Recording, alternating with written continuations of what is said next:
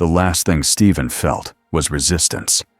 Not the kind you get from a punch, not the kind you get from a stubborn lock. This was reality itself pushing back.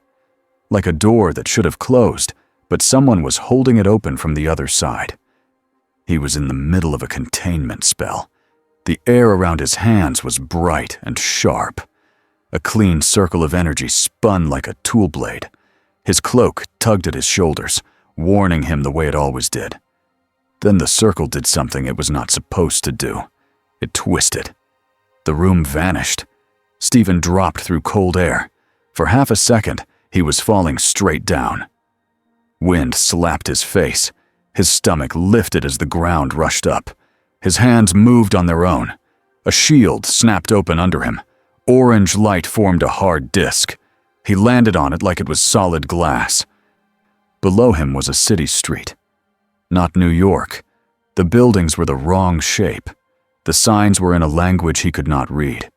The traffic flowed the wrong way for his instincts.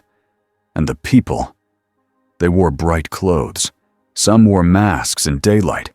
Some had odd features that were not costumes. One man had a metal jaw. A woman had hair that floated like it was alive. A kid had eyes that seemed too large, like a cartoon, but he moved like a real person. Stephen's mind did what it always did in an emergency. It sorted. It measured. It asked one question first. Where is the threat? He looked up. The portal above him was not closing. That was bad. It hung there like a torn hole in the sky. A thin ring of light, fraying at the edges. It pulsed like a wound. Cloak, he said under his breath, calm and sharp. Stay close. The cloak fluttered like it understood. A scream snapped his attention back down. A delivery truck was out of control. It skidded sideways through an intersection. Its back wheels lifted. It was going to roll. People ran, but there was nowhere to go fast enough. A small child had frozen near a crosswalk line, eyes wide, body locked. Stephen felt the old urge to move first and explain later. He stepped off his shield like stepping off a curb. He did not fall. He simply stayed in the air. His hands drew a circle. A portal opened in front of the truck, wide as the truck itself. The truck vanished into the circle. Another portal opened above an empty construction lot 2 streets away. The truck dropped out of it, slammed down, and kept rolling. But now it rolled into dirt and scrap wood instead of people. Stephen flicked his fingers. A second shield popped up like a wall. It caught the truck's last wobble and stopped it from tipping. The whole thing took 3 seconds. For a breath, the street went silent. Then voices exploded at once. Did you see that? That wasn't a quirk, was it? Is that some new hero? Stephen's eyes went to the child. The child was still frozen. His small hands shook. Stephen landed lightly and walked toward him, slow and careful. He did not want to scare him. The cloak floated behind like a friendly pet that did not know how to be subtle. Stephen crouched, putting himself lower. Hey, he said, voice calm. You're okay. You're safe. The child's lips trembled. Mom! My mom! A woman shoved through the crowd, almost tripping. She grabbed the child and hugged him so tight he squeaked. Tears poured down her face. I'm sorry. I'm sorry. I'm sorry. Stephen stood and backed away. He had done his job. That was enough. His eyes lifted again to the tear in the sky. It was still there. And now he could feel it. A faint pressure. Not from this city. From beyond it. Like a cold hand resting on the edge of the hole. His mouth tightened. A shadow moved inside the ring. Just for a blink. Not a person. Not a shape that belonged in a normal world. More like a thought trying to become real. Of course, he muttered. Of course, something noticed. A ripple ran through the crowd again. Someone had landed behind him. Stephen did not turn fast. He turned like a man who refused to show surprise. A tall man stood there, wrapped in a dark scarf and long coat. His hair was messy. His eyes were half-lidded, like he had not slept in a year. A strange cloth covered part of his face, but Stephen could still read the expression. Suspicion. Tired suspicion. The man held a capture weapon, a long cloth ribbon, coiled like a snake ready to strike. Stephen took in every detail in a single breath. This was a fighter, a professional, not a civilian hero fan. The man's gaze flicked from Stephen's hands to the portal in the sky, then back.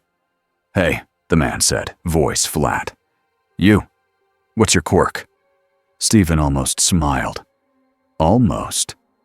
"Not a quirk," he said. The man's eyes narrowed like he had heard that lie before.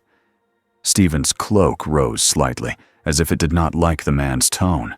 The man noticed the cloak moving on its own. He did not flinch. He just adjusted his footing.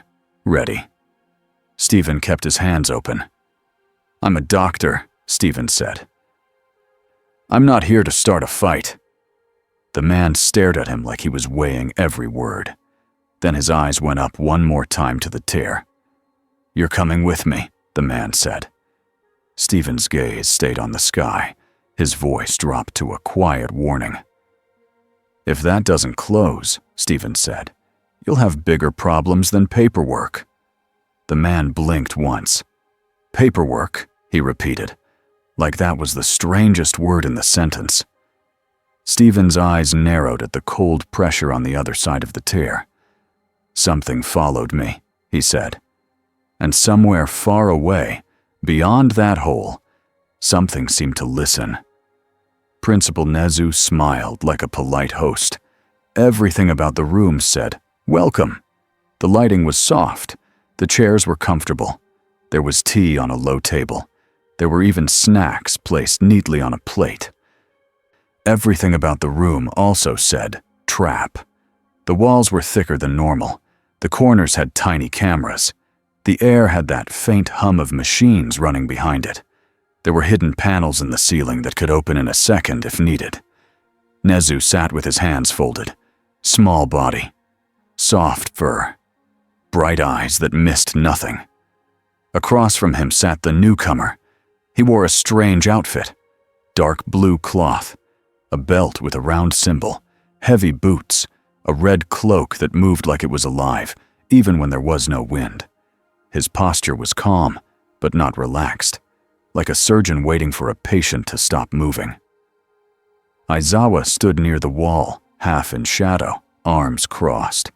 He looked even more tired than usual. His capture weapon rested at his side. His eyes stayed on the man's hands. All Might sat, too, in his smaller form. Shoulders still broad, but face lined with quiet worry. He kept his smile gentle. A few students had been allowed in as witnesses and safety backup. Midoriya sat forward like he could not help it. Uraraka tried to look calm but kept glancing at the cloak. Todoroki watched like he was memorizing patterns. Bakugo looked like someone had trapped him in a meeting, and he hated every second. Nezu spoke first. His voice was kind and smooth. "Thank you for cooperating," he said. "My name is Nezu. I am the principal of UA High School. This is a secure place. We protect people here." The man nodded once. "Good." All Might leaned forward. "And you saved civilians today," he said. "That matters.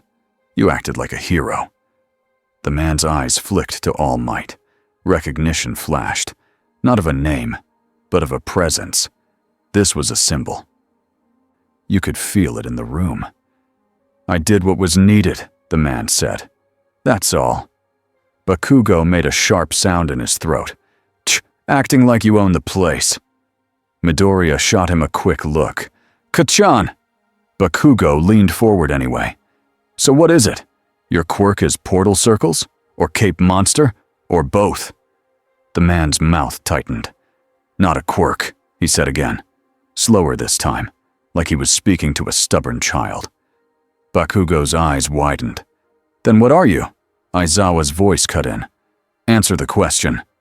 The man looked at Aizawa for a long second. The air felt tighter. Then the man spoke carefully. "My name is Stephen," he said. "I'm a doctor. I'm not from here." Uraraka's eyebrows rose. "Not from Japan?" she asked. Stephen's gaze went to her and softened a fraction. "Not from this world," he said. The room went quiet again. Nezu did not gasp. He did not jump. He simply leaned forward a little, eyes bright. "That is a very big claim," Nezu said. Stephen's hands lifted slowly. "I can show you," he said. Aizawa's posture sharpened. "No sudden moves." Stephen nodded. "Fair." He drew a small circle in the air, only as big as a dinner plate. The energy formed, bright orange, and the air inside it shifted. A view appeared, not of the street outside, not of UA. It was a strange city skyline with tall glass towers and a river. The light was different. The sound, faint through the portal, was different. Even the feel of it, the pressure in the air, was wrong for Japan. Midoriya's mouth fell open. His hands shook, but his eyes were shining like he was watching a dream become real. "That's," he whispered, "that's another place." Aizawa stepped forward one step. Eyes narrowed. "A quirk could do that," he said, but there was less confidence in his tone now. Stephen closed the small portal with a flick. "Maybe," he said. "But I'm telling you the truth. I didn't choose this." All Might's smile faded, replaced by something honest. "Then you were taken," he said. Stephen's eyes went distant for a second. Not sad, not angry, just heavy. "I was in the middle of sealing a problem," Stephen said. "Something pulled my spell sideways. I fell through." Nezu tilted his head. "And the hole in the sky?" he asked. Stephen's gaze snapped sharp again. "That's the part you should worry about," he said. "It didn't close when it should have." Aizawa's capture weapon shifted slightly, like a warning without words. "Explain." Stephen took a breath. He did not use long speech. He used clean beats. Like a man used to giving serious news. "I used to be a surgeon," he said. "I was arrogant. I thought I was the best. Then I got hurt. I lost what made me. Me." His hands flexed once. "I found magic. I learned that the world is bigger than most people can imagine. And I learned there are things out there that would destroy everything if nobody stands in the way." Midoriya swallowed. "So you're like a hero," he said. Stephen looked at him. "If you mean I protect people, yes," he said. "If you mean I follow your rules, I don't know your rules yet." Bakugo scoffed. "You just make your own rules," he said. Stephen's eyes flicked to him. "No," he said. "I follow one rule. Keep people alive." The cloak floated closer to Bakugo, like it was inspecting him. Then it tugged back, unimpressed. Bakugo jerked away. "Hey, get your stupid cape off me!" Uraraka's lips twitched, trying not to laugh. Nezu lifted one paw, calm. "We need to understand what you are," he said. "In our society, power is regulated. We have licenses. We have training. Stephen's face tightened. "You have paperwork," he said. Aizawa's eyes narrowed. "Yes," he said, dead serious. "We do." Stephen stared at him for a beat, like he was waiting for a joke. When none came, he exhaled through his nose. "All right," he said. "Ask." Nezu's smile stayed friendly. "Very well," he said. "First question. What is the source of your abilities?" Stephen paused. He chose a simple answer. "Practice," he said. "Study, discipline, and the connection to forces most people don't see." Todoroki spoke for the first time, voice quiet. "So it's learned," he said. "Not born." Stephen glanced at him, then nodded. "Yes." Midoriya's brain went into overdrive. Stephen could almost see the thoughts pouring out of him. "That means," Midoriya started, then stopped himself. Sorry, if it's learned, then anyone could, Bakugo snapped. Stephen's voice stayed calm. Not anyone, he said. Not safely. Nezu made a note. He did not show fear. He showed interest. Aizawa folded his arms tighter. We need to know if you're a danger, he said. Stephen's eyes sharpened. I'm a danger to anything that tries to hurt civilians, he said. If you mean danger to you, that depends on what you do. The air tightened again. All Might moved gently, like stepping between two storms. We can help each other, he said. If you really are trying to protect people, then we should work together. Stephen looked at All Might. There was respect in his gaze, also caution. Stephen had met symbols before. Symbols could lift people up. Symbols could also hide problems until they exploded. I want to close the tear, Stephen said. That's my priority. Nezu nodded. And our priority is keeping our people safe, he said. Those goals can match. But we must be careful. A small screen on the wall lit up. A staff member's voice came through, tense. Principal Nezu, the voice said. We have a call from the Hero Public Safety Commission. Aizawa's eyes narrowed. Already? Nezu's smile did not change, but his tone did. Put them through, he said. A woman's voice filled the room, calm, official, cold under the politeness. This is the commission, the voice said. We have reports of an unlicensed individual using an unknown power in a public zone. We require an immediate transfer for evaluation and registration. Stephen blinked once. Registration, he repeated. Midoriya looked between them, uneasy. Uraraka's hands clenched. All Might's jaw tightened. He's under UA protection, he said. Voice polite but firm. The voice did not soften. With respect, it said. This is a national matter. Stephen leaned forward slightly. I'm not a weapon, he said. The voice paused. That remains to be determined. The cloak lifted, bristling, like it understood the tone. Nezu raised a paw again, calming. We will cooperate in a way that keeps everyone safe, he said, but we will not rush. Stephen looked at the screen. His voice stayed level. You're focusing on the wrong thing, Stephen said. There is a tear in your sky. The commission voice did not react the way Stephen expected. No panic, no questions. Just a careful, almost annoyed pause. We will address all issues in order, the voice said. Stephen's eyes narrowed. That order will get people killed, he said. Aizawa's voice was low. Watch your tone, he said, but there was a new edge to it. Not only suspicion, also worry. Nezu ended the call with smooth words. Then he looked at Stephen.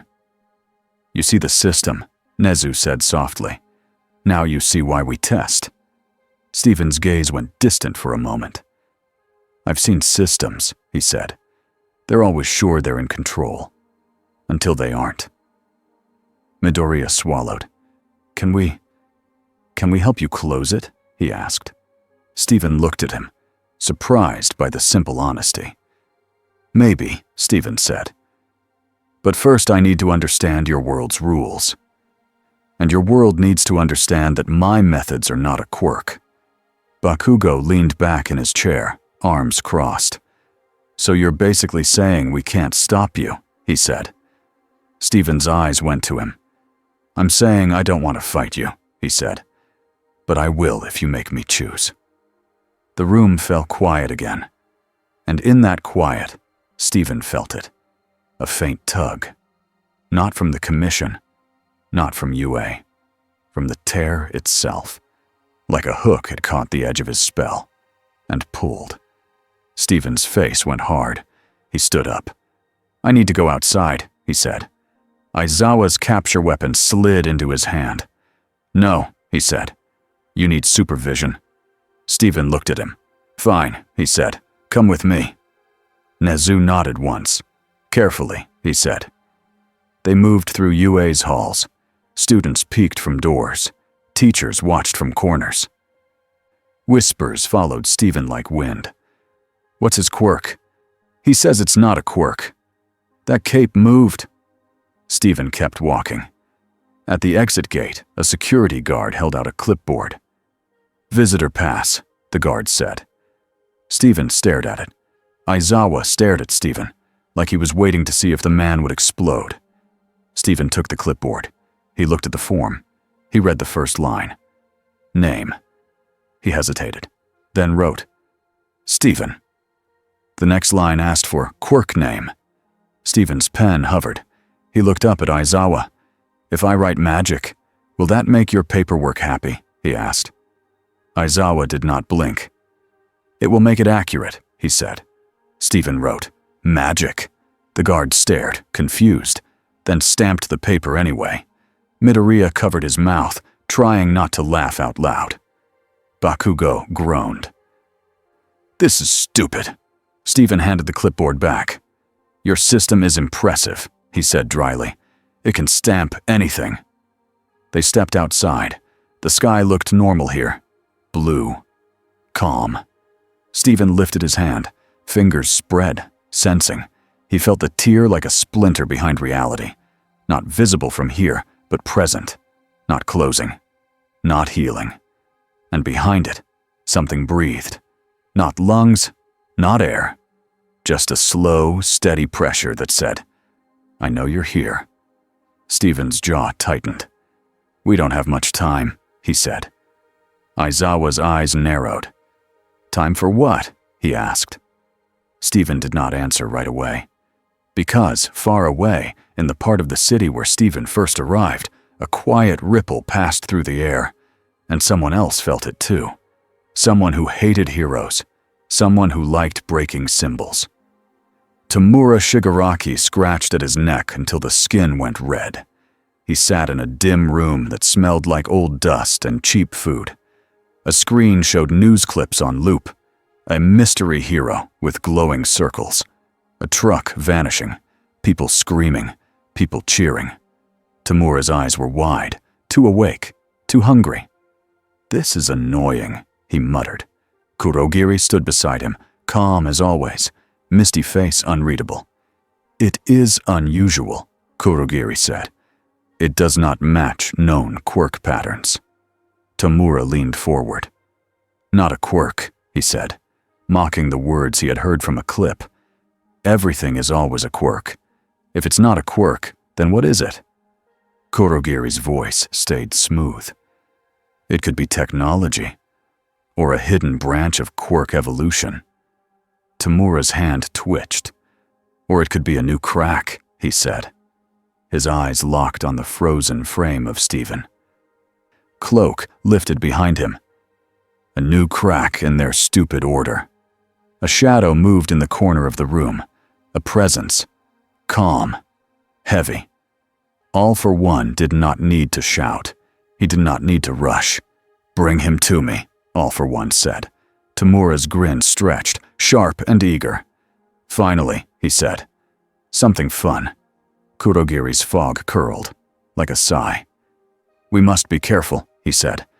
If his power is not a quirk, our usual methods may not apply. Tamura stood. Then we don't do usual, he said. We do loud. All for One's voice was soft. Not loud, he corrected. Precise. Tamura paused, annoyed, but he listened. All for One continued. If he can open doors, he said, then he can open doors for us. If he is not a quirk, then he is something the world has not learned to control. Tamura's fingers flexed. So we take control, he said. Kurogiri's mist swirled. Where is he now? He asked. All for One's answer was immediate. UA, he said. They always shelter what they don't understand. Tamura laughed once, short and cruel. Then we knock, he said. The convoy left UA just before sunset. It was not officially called a convoy. The commission would call it a transport. UA would call it a safety move. Aizawa would call it a bad idea. Stephen called it what it was, a trap with a steering wheel. He sat in the middle vehicle, hands resting on his knees, cloak wrapped around him like it was trying to hide him from the whole world. Aizawa sat across from him, eyes on Stephen's hands the way a guard watches a prisoner.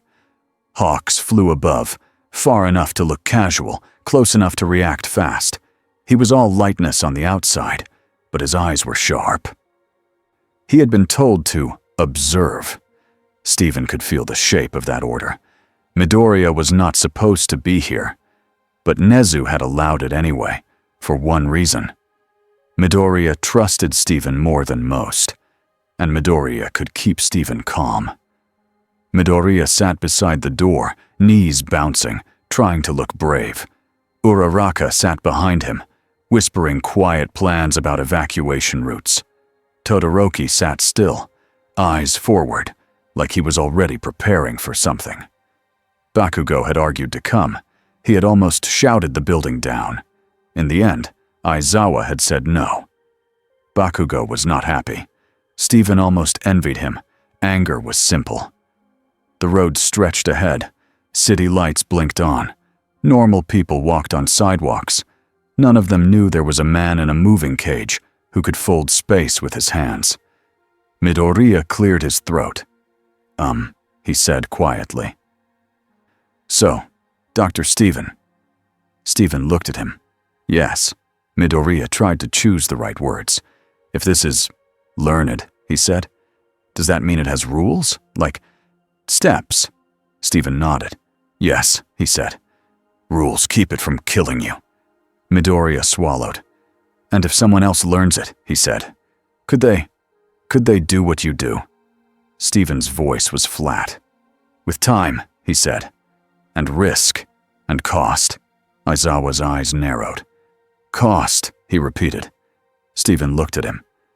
Everything has a price, he said, even saving people. Aizawa did not look away. In our world, he said, we don't allow people to decide that price alone.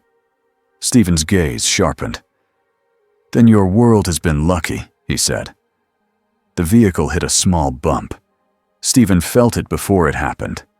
Not the bump. The shift. A ripple in space. Like a tiny door opening somewhere nearby. His cloak lifted, tense. Stephen's head turned toward the window. Stop the cars, he said. Aizawa's hand moved toward his radio. Why? He demanded. Stephen's eyes stayed on the air. Because we are not alone, he said. The convoy did not stop.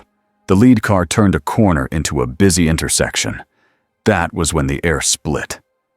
A dark fog opened on the street like a wound. A circular portal, but wrong. Cold. Purple-black. People screamed as the fog expanded, swallowing the sidewalk. A tall figure stepped out of it. A man with pale hands and dead eyes. Tamura Shigaraki. He did not shout. He did not pose. He simply walked forward like the street belonged to him. Behind him, more fog opened.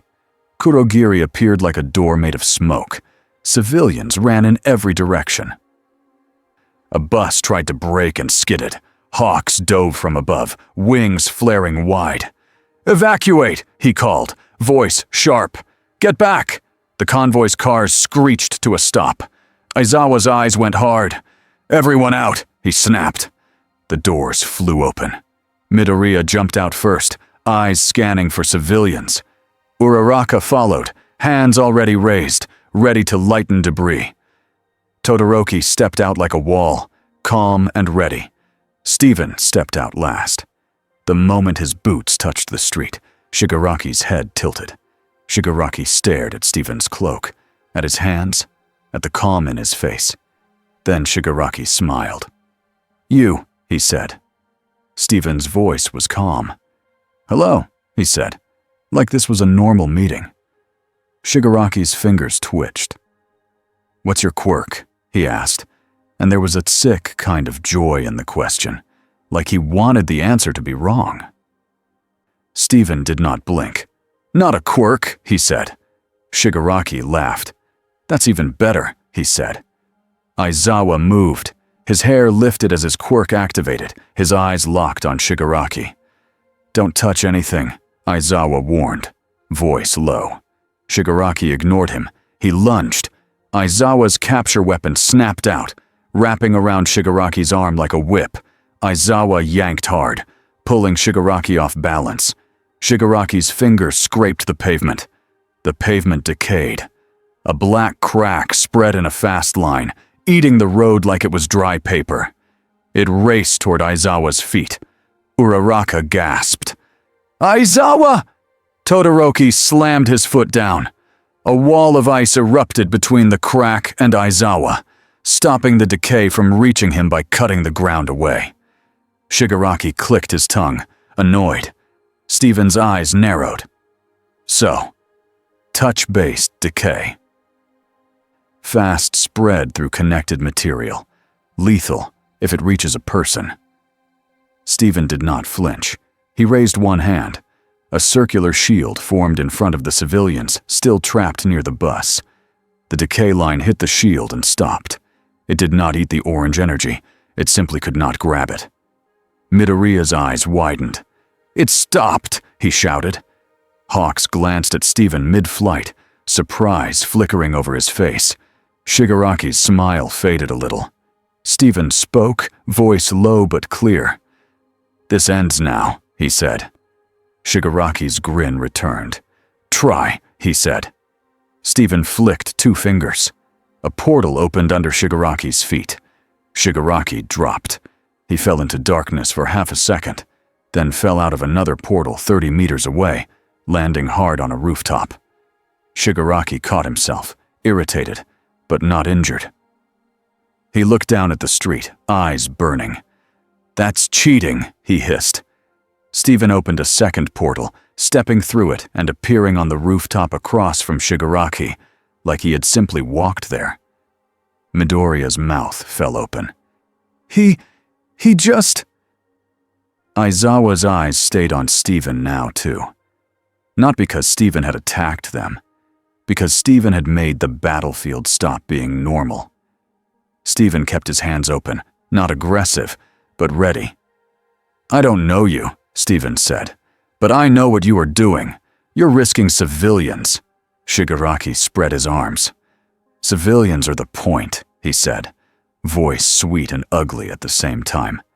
"Heroes only move when people scream." Below, Kurogiri's fog swirled. More villains could come through at any second. Hawks shot past the rooftop edge. "Steven," he called, not using doctor, not trusting the title yet. "We need the civilians out." Steven nodded once. He moved his hands in a smooth pattern. Portals opened in a line along the sidewalk, one after another, like doors in the air. "Go!" Midoriya shouted to civilians. "Through the circles! Now!" People hesitated, terrified. Uraraka ran first. She grabbed an old man by the arm. "Trust me," she said. She jumped through the portal with him. She popped out the other side in a quiet parking lot 2 blocks away, where heroes were gathering evacuees.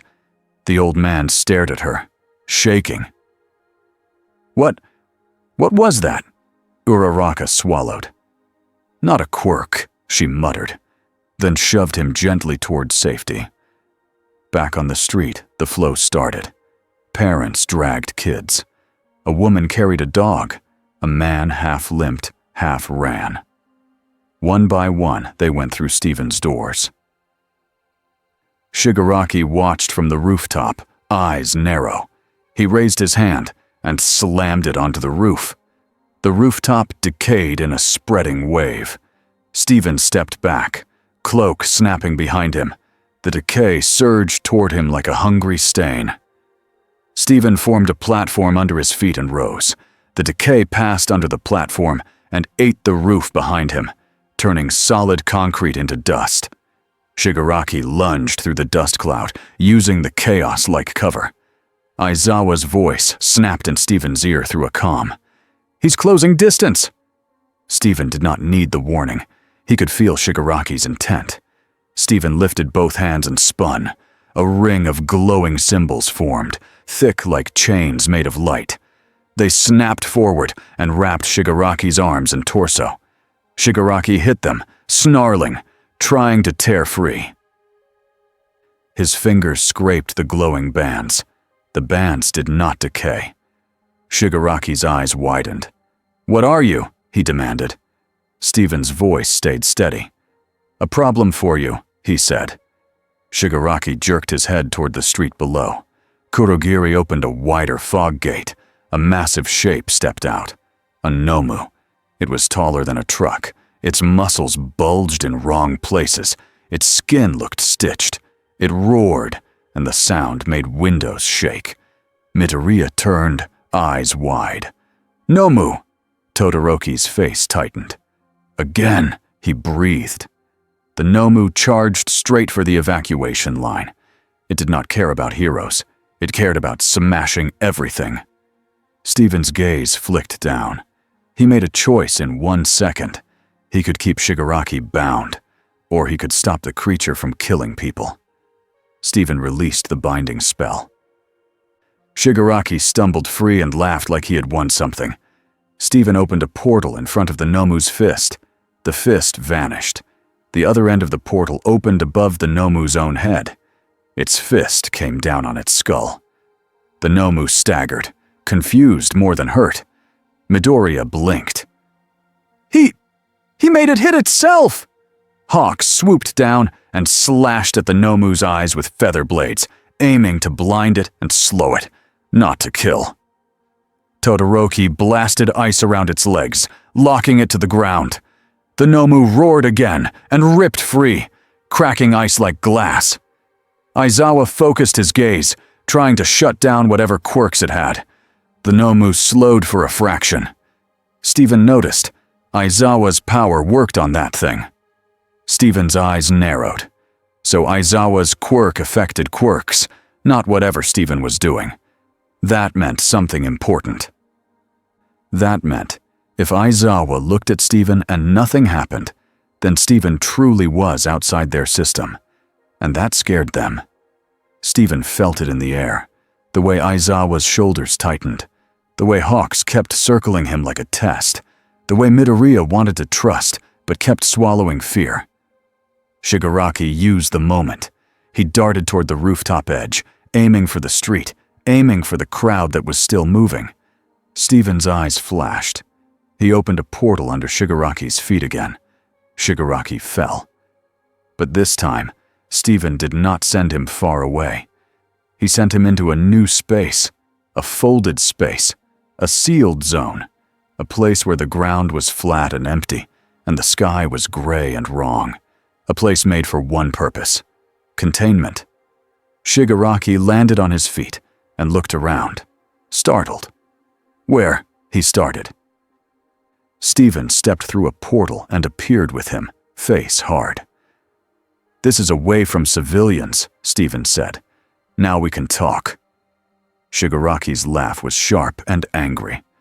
"You think you can put me in a box?" he shouted. He slapped his palm onto the ground. Decay surged. It raced in a wide circle, trying to eat everything. But the ground here wasn't normal ground. It was not a single connected street. It was a controlled space, layered with magical rules. The decay spread a short distance, then stopped like it had hit an invisible wall. Shigaraki stared, breathing fast. Stephen's cloak floated behind him, steady like a shield.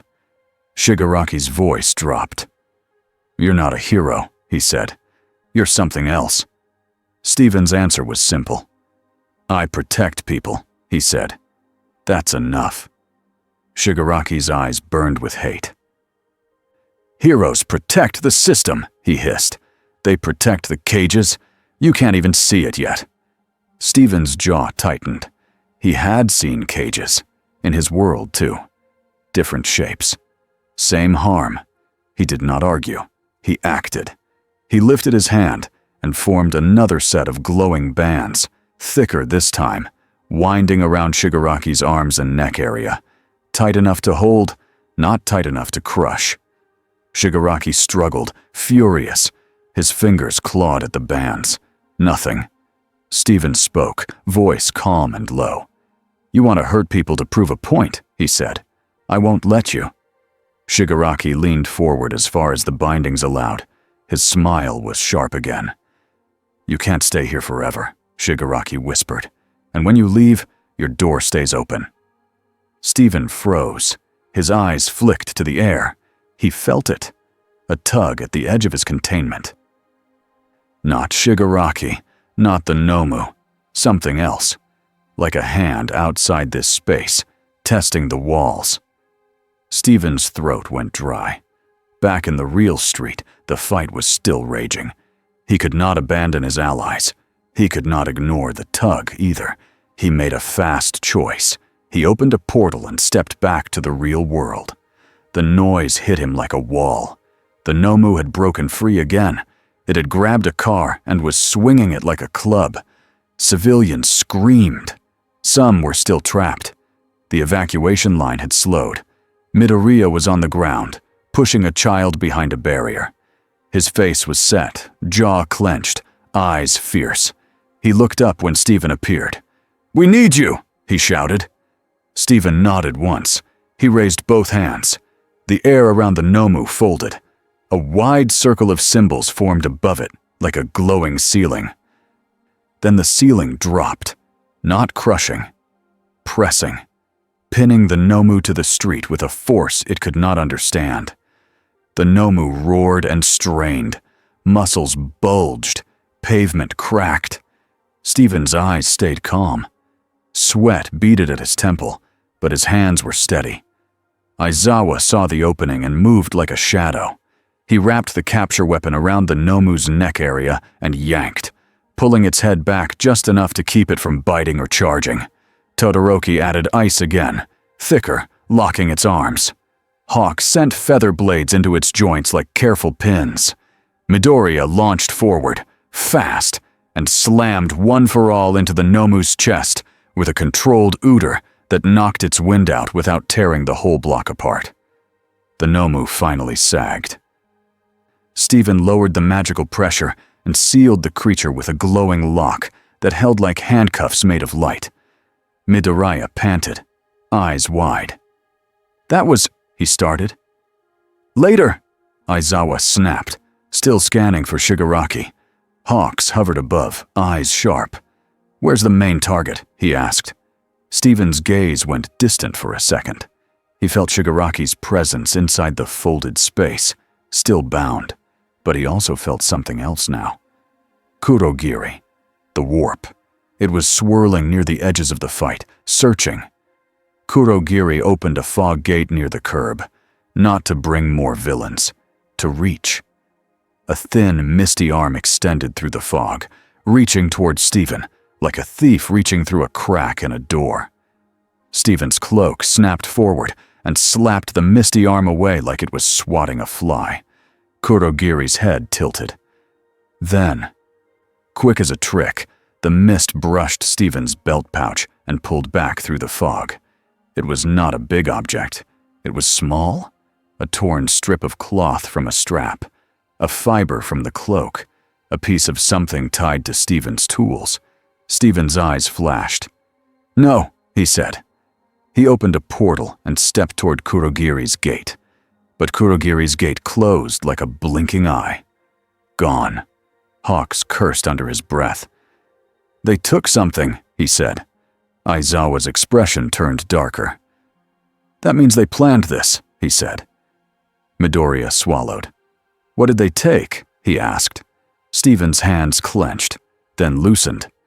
"A trace," Stephen said. Todoroki looked at him. "Is that bad?" he asked. Stephen's voice was quiet. "It depends on who studies it," he said. A new scream cut through the street. Stephen turned. The evacuation line had one last problem. A bus had tipped partly onto its side. People were trapped inside. The bus was sliding toward a cracked sinkhole the decay had created earlier. Uraraka ran toward it, arms out, face tight with fear. "I can't lift the whole thing alone!" she shouted. Stephen moved. He opened a portal beside the bus. Another portal opened onto a wide, empty lot. "Everyone out!" Midoriya shouted again, helping people climb toward the door. Stephen formed a flat, glowing platform under the bus, slowing it like a brake. Uraraka slapped her hands onto the bus frame. "Zero gravity," she yelled. The bus became light. Stephen gently guided it through the portal, like pushing a shopping cart through a doorway. It slid out into the empty lot and landed softly. Safe.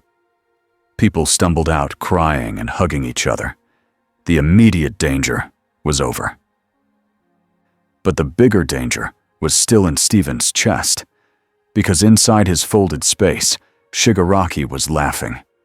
Stephen opened a portal and stepped back into the containment zone. Shigaraki was still bound, still furious, still smiling. "You're busy," Shigaraki said, voice mocking. "Hero work is tiring, huh?" Stephen stared at him. "You don't win by hurting people," Stephen said. Shigaraki's grin widened. "I don't need to win today," he said. "I just need you here." Stephen's eyes narrowed. "Explain," he said. Shigaraki leaned forward again.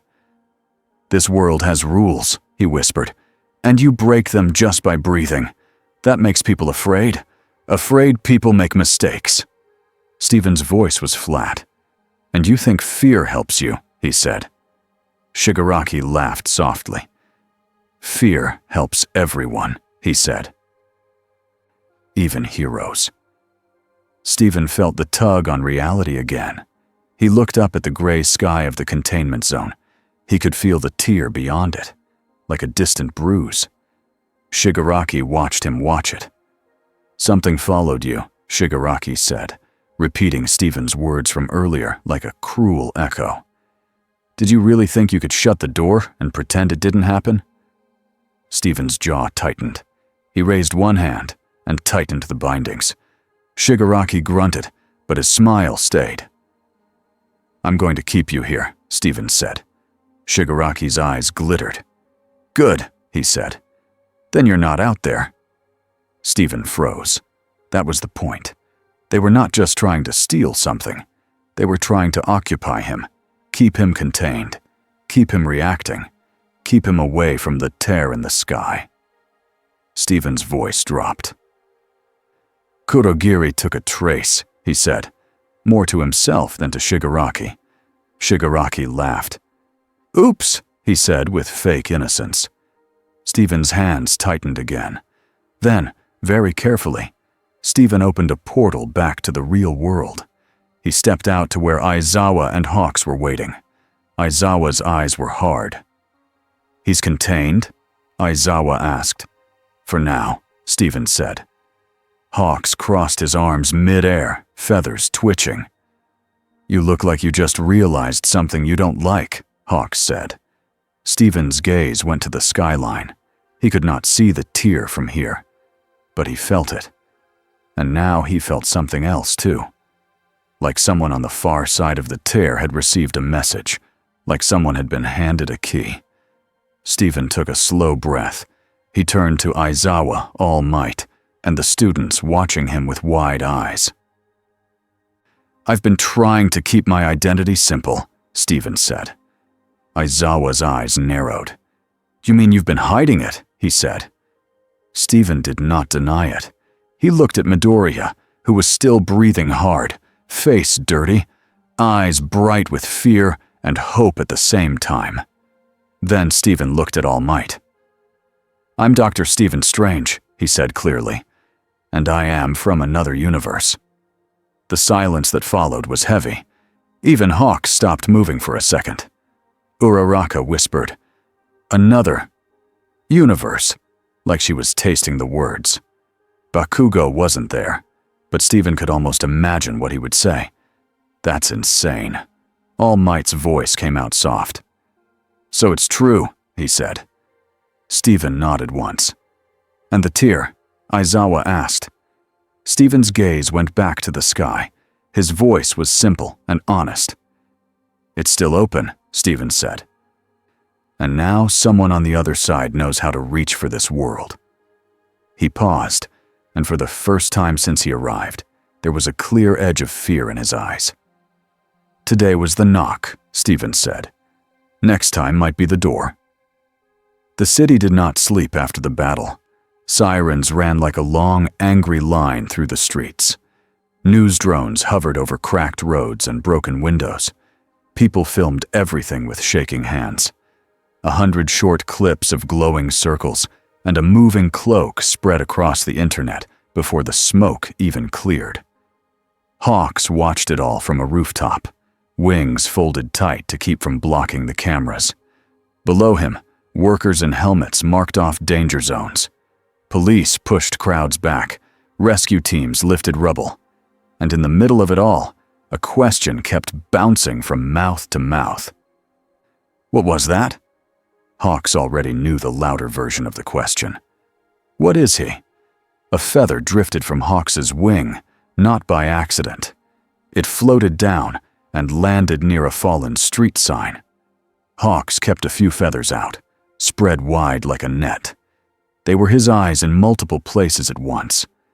One feather followed Midoriya as he helped carry an injured man to an ambulance. Another followed Todoroki as he froze a leaking pipe to stop steam from burning a child. Another hovered near Aizawa, who stood still and stared at the cracked street, like he wanted to erase the whole day. And one feather watched Stephen.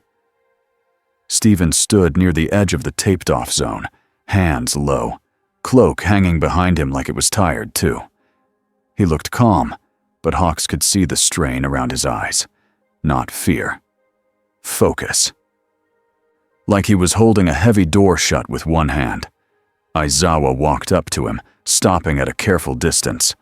How long can you keep him contained? Aizawa asked. Stephen's gaze stayed on the empty air in front of him. Hawks did not see anything there, but he knew Stephen did. He had felt it earlier, the way the air seemed to bend when Stephen moved.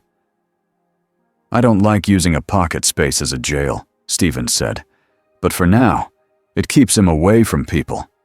Aizawa's mouth tightened. You just made your own prison, he said. Stephen glanced at him. Would you prefer he was free? Stephen asked. Aizawa didn't answer right away. That was answer enough. Hawks landed beside them, hands in his pockets like he was just passing by. Commission wants a report, Hawks said. Aizawa's eyes flicked toward him. Already? He asked. Hawks gave a small shrug. They don't like surprises, he said. Stephen's voice was dry. Nobody likes surprises, he said, but reality does not care. Hawks watched Stephen's face. The guy did not look like a villain. He didn't move like one either. He didn't stare at crowds like prey. He kept checking the sky like it was a wound that could start bleeding again. Hawks had seen good people who were still dangerous. He had also seen systems treat good people like tools. A loudspeaker crackled in the distance. An officer shouted for people to move back. Midoriya jogged over, breath still rough. Everyone's out of the buses, Midoriya said. Injured or moving. No one else is trapped. Stephen nodded once. Good, he said. Midoriya hesitated, then looked up at the sky. Is it still there? He asked. Stephen's eyes narrowed. Yes, he said. Aizawa's scarf shifted as he crossed his arms. And you can feel it, he said. Not a question. I can, Stephen said. Hawks tilted his head. What does it feel like? He asked. Stephen paused, searching for a simple answer that still told the truth. Like pressure, Stephen said. Like something on the other side is leaning closer. Midoriya swallowed hard. So it's like, someone is watching, he said. Stephen did not deny it. A police vehicle rolled up. A man in a suit stepped out, flanked by two pros in plain coats. The man walked like he owned the ground. Hawks recognized him. Commission liaison. The kind of person who smiled without warmth. The man's eyes went straight to Stephen. Dr. Stephen Strange, he said, pronouncing it carefully. You will come with us. Stephen's eyebrows lifted slightly. Will I? He asked. Aizawa stepped forward. He's under UA care, Aizawa said. The man's smile sharpened. UA is a school, he said. This is national security. Midoriya's hands clenched. He wanted to speak. He didn't, because Aizawa had taught him when to hold back. Stephen looked at the man, then at Hawks. Hawks kept his expression light, but his feathers tensed. He didn't like being used as a leash. Stephen spoke calmly. You want to register me, Stephen said. Classify me. Control me. The man's smile did not move. We want safety, he said. Stephen's eyes narrowed. Then help me close the tear, he said. The man's gaze flicked upward for a second, as if he didn't want to admit the sky could be a problem. We will address that, the man said, after evaluation. Stephen let out a quiet breath. Your order is backwards, he said. Aizawa's voice was flat. You can't just take him, he said. The man turned to Aizawa, still smiling. Watch me, he said. Hawks finally spoke, voice casual but sharp under it. Hey, he said. If this turns into a fight on camera, everyone loses. The man's smile tightened. That won't happen, he said. Stephen's cloak lifted like it was offended. Stephen held up one hand, slow. No one is fighting, he said. But I'm not leaving this city while the tear is open. The man's eyes hardened. You don't get to decide that, he said. Stephen stared at him for a long second. Then Stephen said something that made Hawks blink. You're right, Stephen said. I don't. He turned his head toward Aizawa and Midoriya. We go back to UA, he said. I'll cooperate. But I'm not going into some hidden room where you can pretend the sky is fine. Aizawa's eyes narrowed, suspicious of the easy agreement. You're planning something, Aizawa said. Stephen's voice stayed calm. Yes, he said. I'm planning to keep people alive. Hawks watched the commission man's face. The man didn't like that answer, because it didn't fit a form. The convoy left with tension hanging behind it, and that tension followed them all the way back to UA. UA looked normal from the outside. Inside, it felt like a fortress. Nezu held a meeting in a secure room with more cameras than chairs. Teachers stood at the edges.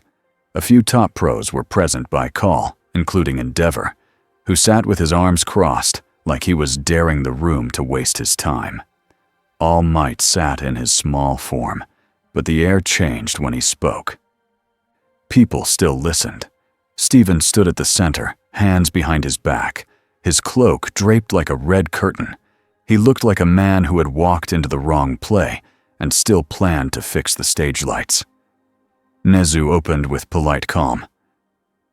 Thank you for joining, he said. We must decide what comes next. The commission liaison was there too, this time on a screen. He looked annoyed to be talking instead of ordering. Dr. Strange must be transferred, the liaison said. You all saw what happened. This power is unregulated. Endeavor's eyes burned. He handled the threat, Endeavor said. Better than most could. The liaison's smile returned, thin. That is exactly why he must be controlled, he said. All Might's hands tightened on his knees. He is not a weapon, All Might said. He is a person. The liaison's eyes flicked to All Might. People with power affect nations, he said. Stephen spoke, calm and clear. Your fear is understandable, he said, but you're aiming it at the wrong target. Nezu tilted his head. Explain, he said. Stephen drew a small circle in the air, not a portal this time, but a simple glowing ring that showed lines like cracks. This is what I feel, Stephen said. A tear. It's not closing. Something is pressing on it. Aizawa stood behind Stephen, arms crossed. Can you prove it? Aizawa asked. Stephen's eyes went to him. You already saw what came through, he said, and you saw how their warp interacted with mine. Space is getting messy. Endeavor's jaw tightened. So it's a bigger war, Endeavor said. Stephen nodded once. Yes, he said. The liaison leaned forward on the screen. Then your presence is still the cause, he said. Stephen's eyes narrowed. I didn't choose to come here, he said. But now that I'm here, I can either help you, or you can waste time fighting me. Nezu's voice stayed gentle. We prefer help, he said, but we also prefer plans. Aizawa finally spoke what everyone was thinking. If you turn, Aizawa said, how do we stop you? The room went quiet.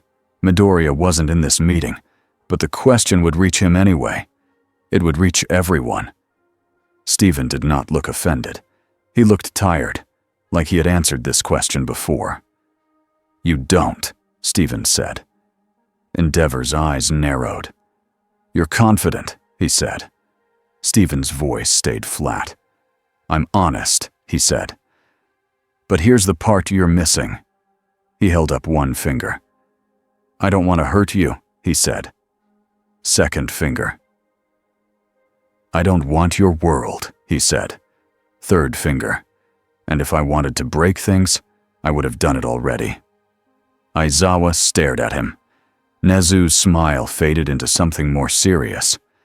That is not a comforting answer, Nezu said. Stephen nodded. I know, he said. So make your plan. But don't lie to yourselves. Your best defense is not a cage. It's trust, teamwork, and keeping me busy closing the tear.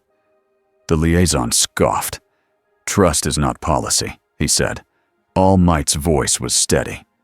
Trust is the start of hero work, he said. Nezu lifted a paw. Enough, he said. We will do 3 things.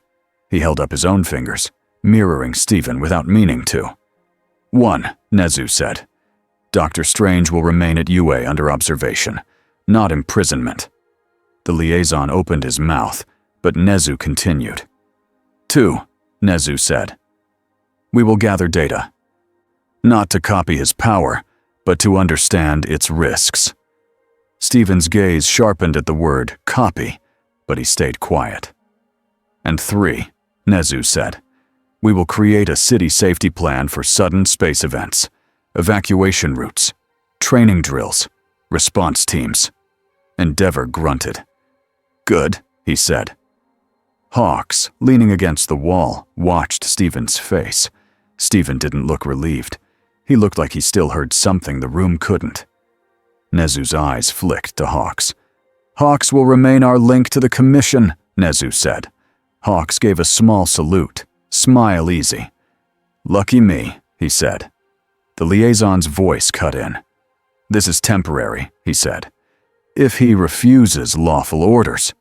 Stephen looked at the screen. Then you can try to arrest me, he said, calm as ice. But if you do it while the tear is open, you will be the reason people die. The liaison's smile vanished. Nezu ended the call before it turned into a shouting match. When the room emptied, All Might stayed behind. So did Stephen. All Might stood, slow, careful, like his body was made of old injuries and stubborn will. He faced Stephen alone. I believe you want to help, All Might said. Stephen's eyes stayed steady. Belief is nice, Stephen said, but it doesn't close tears in reality. All Might's smile was gentle. No, he said, but it helps people stand up when fear tries to sit on their chest. Stephen's expression softened just a little. All Might's voice lowered. This world has rules, he said. Some of them protect people. Some of them trap people. Stephen nodded slowly. That's every world, he said. All Might studied him. You said you fear being wrong with power, he said. Stephen blinked once. Did the kid with the green hair tell you? He asked. All Might's eyes warmed. He worries about you, he said. Stephen's cloak gave a small flutter, like it approved of Midoriya. All Might took a step closer. If you stay, All Might said, you will change this place, for good or for bad. but you are not alone." Stephen let out a quiet breath. "I've been alone in rooms like this before," Stephen said. "I had allies. I still felt alone." All Might nodded, like he understood too well. Then All Might said the simplest thing, the thing Stephen didn't expect. "Then let us share the weight," All Might said. Stephen looked away for a second. Outside the window, UA students walked between buildings, laughing like the world had not almost broken open. Stephen's voice was quiet. "We'll try," he said. That night, Midoriya couldn't sleep. He lay in bed staring at the ceiling, hands clenched under his blanket. His mind replayed the circles, the portals, the way the villain fell through a hole in space like gravity was optional. It made him feel small, and it made him feel excited. Both feelings scared him. He got up and crept through the dorm halls, careful not to wake anyone. He made it to a quiet training room where the lights were low. Stephen stood alone, chalk in hand, drawing a circle on the floor. Not a portal. Something else. The circle was thin and clean, covered in tiny symbols that looked like careful handwriting. Midoriya stopped in the doorway. He whispered. Stephen didn't turn. "You walk like you're apologizing," Stephen said. "Come in." Midoriya stepped inside. "Sorry," he said automatically, then winced at himself. Stephen finally glanced back. His face was tired, but not unkind. "Why are you awake?" he asked. Midoriya looked at the circle. "I couldn't stop thinking," he said, "about what you said, about the tear."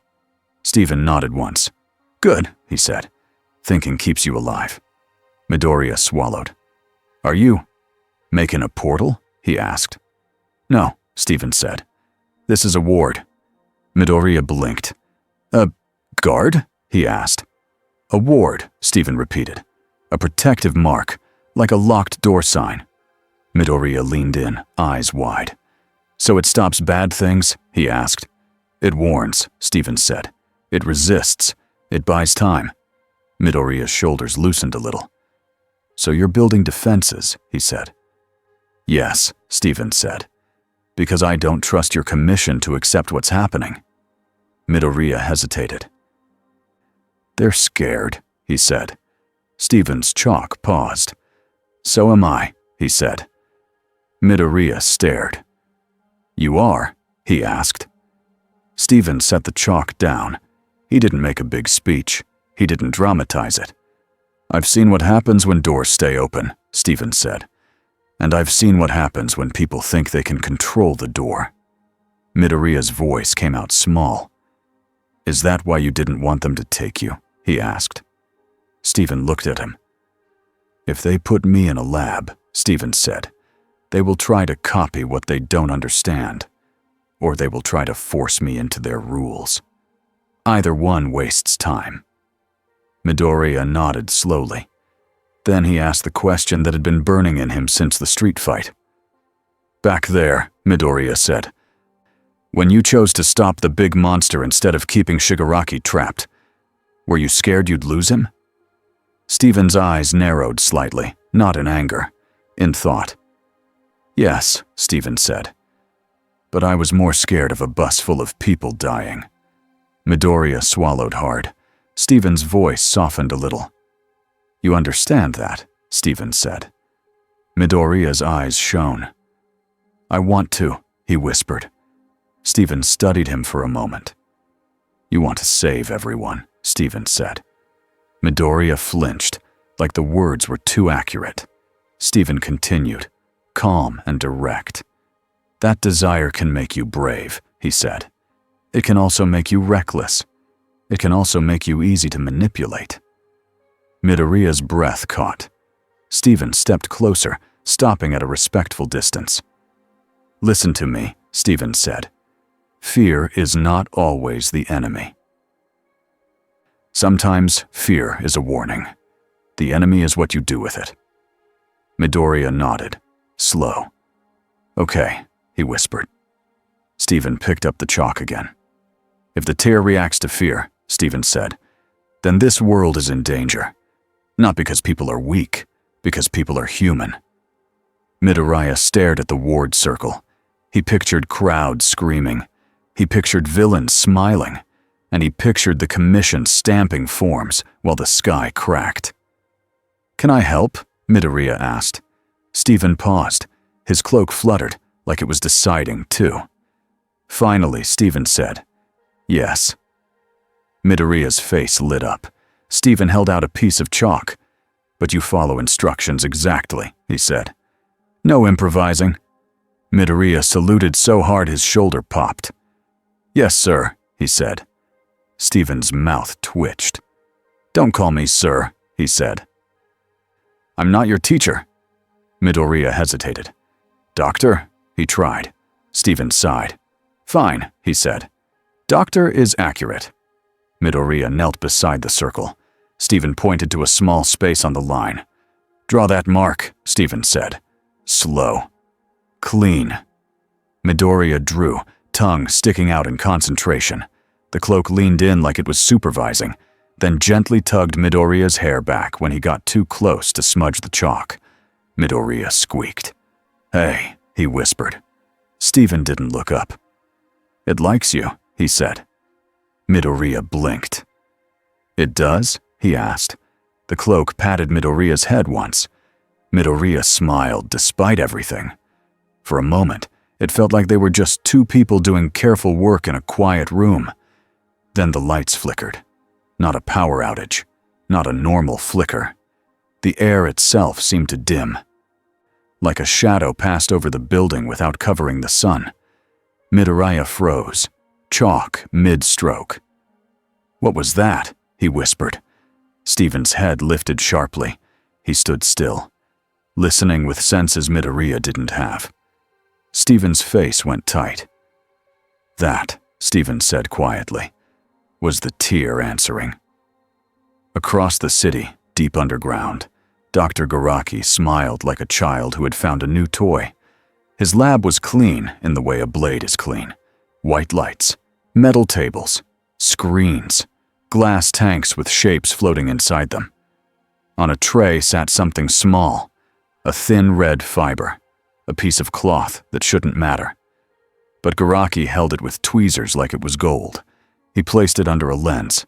Machines scanned it. Lights flashed. "It's not quirk factor," Garaki murmured. "Not DNA. Not chemical." He leaned closer, eyes hungry. "It is. Pattern," he said. A shadow moved behind him. All for One stood in the dark, calm as always. "Can you use it?" All for One asked. Garaki chuckled. "Use," he echoed. "We can learn its shape, its rules." All for One's voice was smooth. "Rules can be broken," he said. Garaki nodded quickly. "Yes, yes," he said. "But rules can also be copied."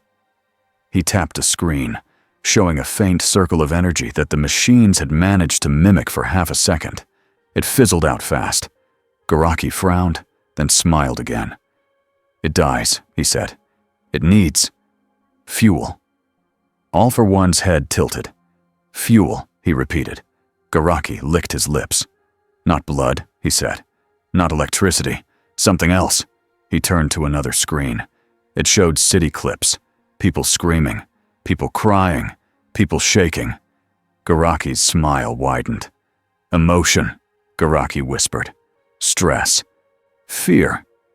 All for One was silent for a moment. Then he spoke, soft and pleased. "This world produces fear in large amounts," he said. Garaki giggled. "Heroes are very helpful that way," he said. All for One stepped closer to the screen. "If fear is fuel," he said, "then we do not need to defeat him in a straight fight." Garaki nodded fast. "No, no," he said. "We make him chase. We make him worry. We make him tired." All for One's smile grew. "And while he tries to hold the door shut," All for One said, "we build the door frame." As he spoke, the lights in Garaki's lab flickered. Garaki looked up, startled. The air felt colder. A thin shadow slid across the wall, like a moving stain. Garaki's voice dropped. "Do you feel that?" he asked. All for One's mask turned slightly, listening. "I do," he said. Garaki's grin returned, but it looked shaky now. "Something is coming," he whispered, thrilled and afraid at the same time. All for One's voice was calm. "Good," he said. "Let it come." By the next morning, the city had a new sickness, not in bodies, in minds. People woke up sweating. Some woke up screaming. Some woke up laughing like they'd seen a joke that wasn't funny. Hospitals filled with tired faces. A mother clutched her child and whispered, "I saw the sky open." A man shook so hard he couldn't hold a cup. "There were hands," he said. "Hands in the dark." A teen stared at the wall and muttered, "Circles. Circles. Circles." UA got reports. So did the commission. They called it mass panic. Stephen called it a signal. He stood on UA's rooftop, cloak snapping in a light wind. Hawk stood nearby, hands in his pockets, pretending he wasn't worried. "You're not sleeping," Hawk said. Stephen didn't look at him. "Neither are you," he said. Hawks clicked his tongue. "Occupational habit," he said. Stephen lifted one hand and traced the air, sensing lines only he could feel. "The tear is spreading into the dream layer," he said. Hawks frowned. "Dream layer," he repeated. "You're making it sound like a place." "It is," Stephen said. Hawks shifted his weight. "So what? People are dreaming hard, and it makes holes?" he asked. Stephen's voice stayed simple. "Fear makes cracks," he said. "Cracks become doors." Hawk stared at him. "And you know what's on the other side," Hawk said. Stephen's eyes narrowed. "I have a guess," he said. Hawks waited. Stephen finally said, "There are beings that feed on fear. They don't need armies at first. They need sleep." Hawks's expression lost its humor. "So, how do we stop it?" he asked. Stephen's gaze moved across the city skyline. "I build wards," he said. "I find thin spots. I anchor them." Hawks frowned. "That sounds slow," he said. "It is," Stephen said, "but it's stable." Hawks looked down at the streets. "The commission will hate slow," he said. Stephen's mouth tightened. "Then they can learn patience," he said. Aizawa stepped onto the roof, scarf trailing. "You're going out," Aizawa said, reading Stephen's posture like a book. "Yes," Stephen said. Aizawa's eyes narrowed. "Where?" he asked. Stephen pointed toward a part of the city that looked normal from here. "An old hospital wing," Stephen said. "Abandoned. Lots of fear. Lots of pain. It's like a magnet for this kind of crack." Aizawa's jaw tightened. "That's a trap," he said. Stephen nodded once. "Yes," he said. "Which is why I'm going." Aizawa stared at him. "You're not going alone," he said. Stephen didn't argue. He just said, "Good." And somewhere deep in the city, in the quiet space between waking and sleep, something smiled. Not with a mouth, with the feeling of a smile pressing into the mind. "Come, sorcerer." UA moved fast, but not loud. They didn't announce it. They didn't call the press. They didn't ask the commission for permission. Nezu called it an educational field test. Aizawa called it risk management. Hawks called it a nightmare with paperwork. Stephen didn't call it anything. He just prepared. They went as a small team. Aizawa led, eyes sharp, scarf ready. Midoriya came because Stephen wanted him there, not for strength, for heart, for honesty. Todoroki came because he was steady. He didn't panic easily.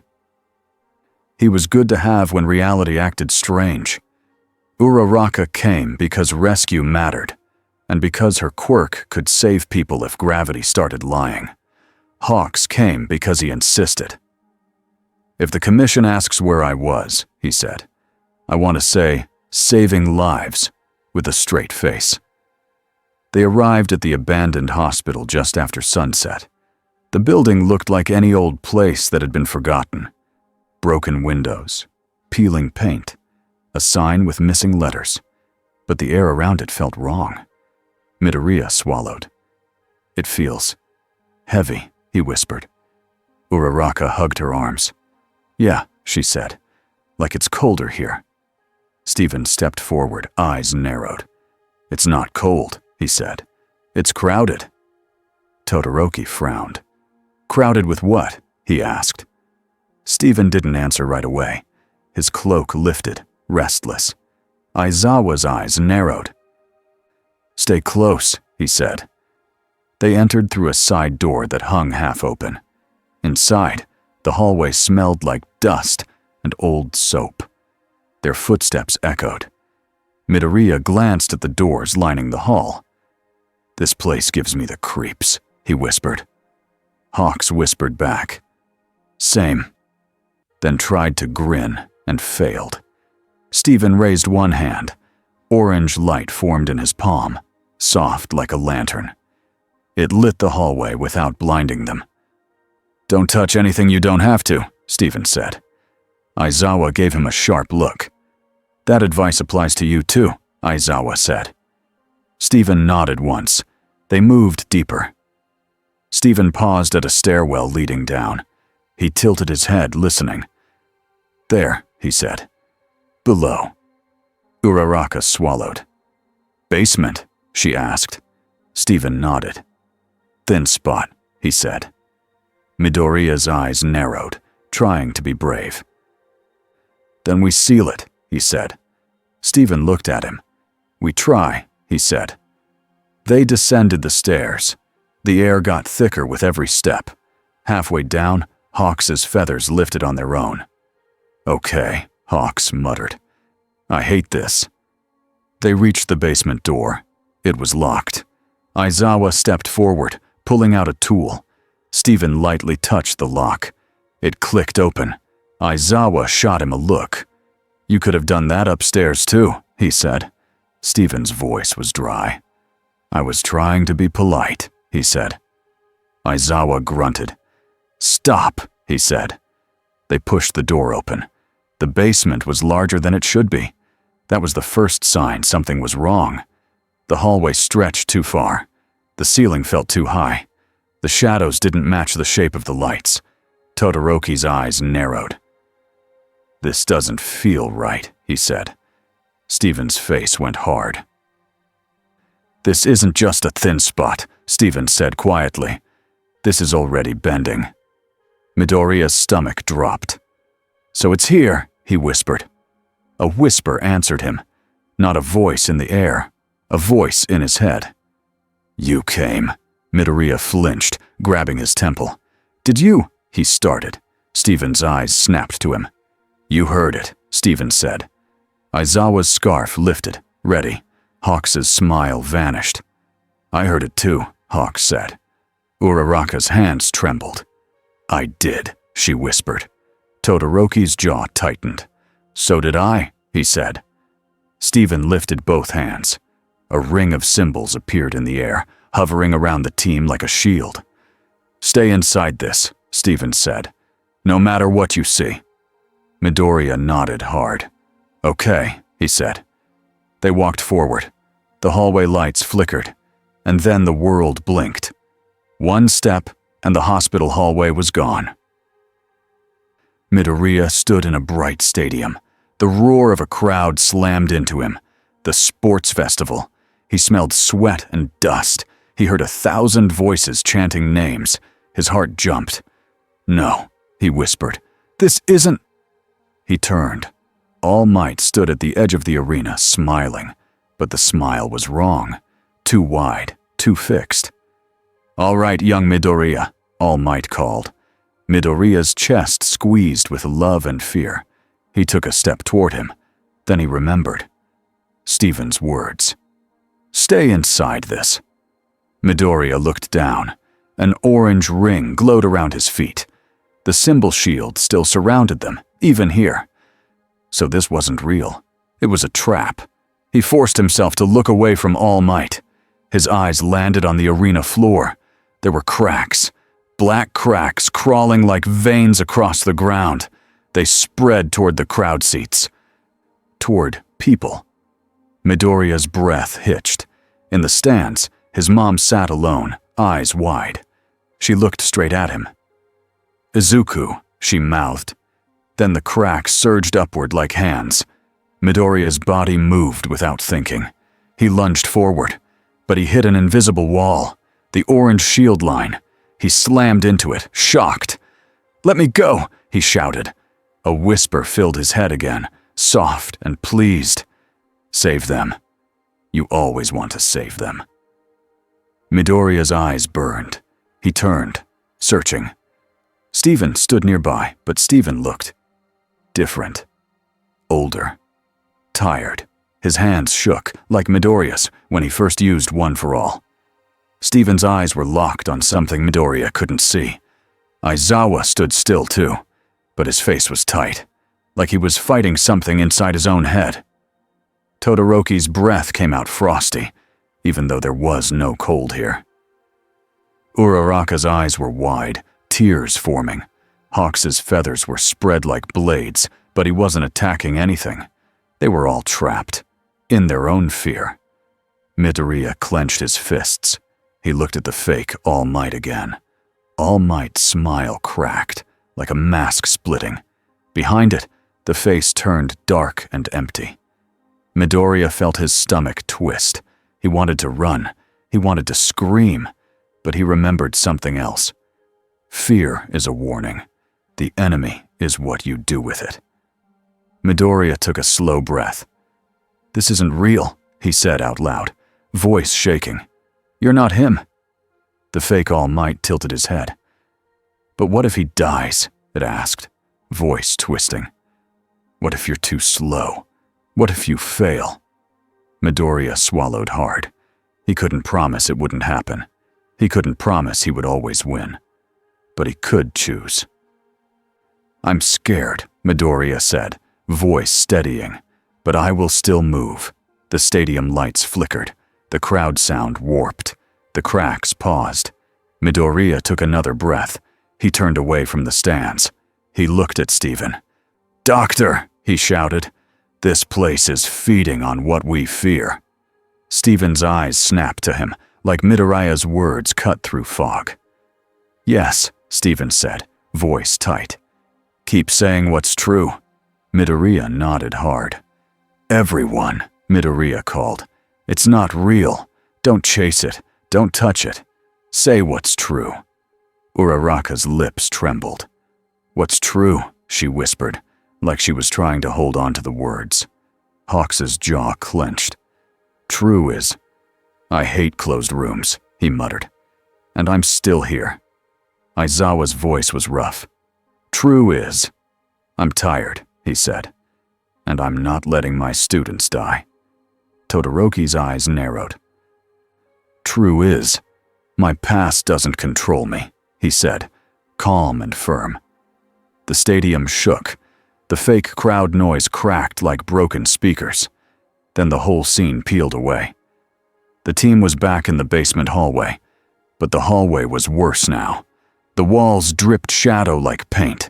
The ceiling rippled like it was made of water. A door at the end of the hall stood open. Inside the room beyond, it was darkness. And in the darkness, something waited. Steven stepped forward, careful. His cloak tugged at his shoulder like a warning. A whisper slid into all their heads again. "Good. You resist." Steven's eyes narrowed. "Show yourself," he said. The darkness shifted. A shape formed, tall and thin, like a person made of smoke. Its face wasn't a face. It was a moving mask of fear. For Midoriya, the mask looked like All Might falling. For Uraraka, it looked like her parents crying. For Todoroki, it looked like fire swallowing a house. For Aizawa, it looked like a classroom full of empty desks. For Hawks, it looked like chains made of feathers. Steven's mask was the worst. Stephen's mask looked like Stephen, but with empty eyes. And behind that, Stephen, whole worlds burned in silence. Stephen's breath caught. His fingers twitched. The creature tilted its head, pleased. "No, you sorcerer." Stephen's voice came out low. "You shouldn't be here," he said. The creature's smile pressed into their minds again. "I go where fear opens the door." Aizawa stepped forward, eyes flaring as he tried erasure. Nothing happened. Aizawa's eyes narrowed sharply. "So it's not a quirk," Aizawa said. The creature glided forward. Uraraka stumbled back. "It's coming!" she cried.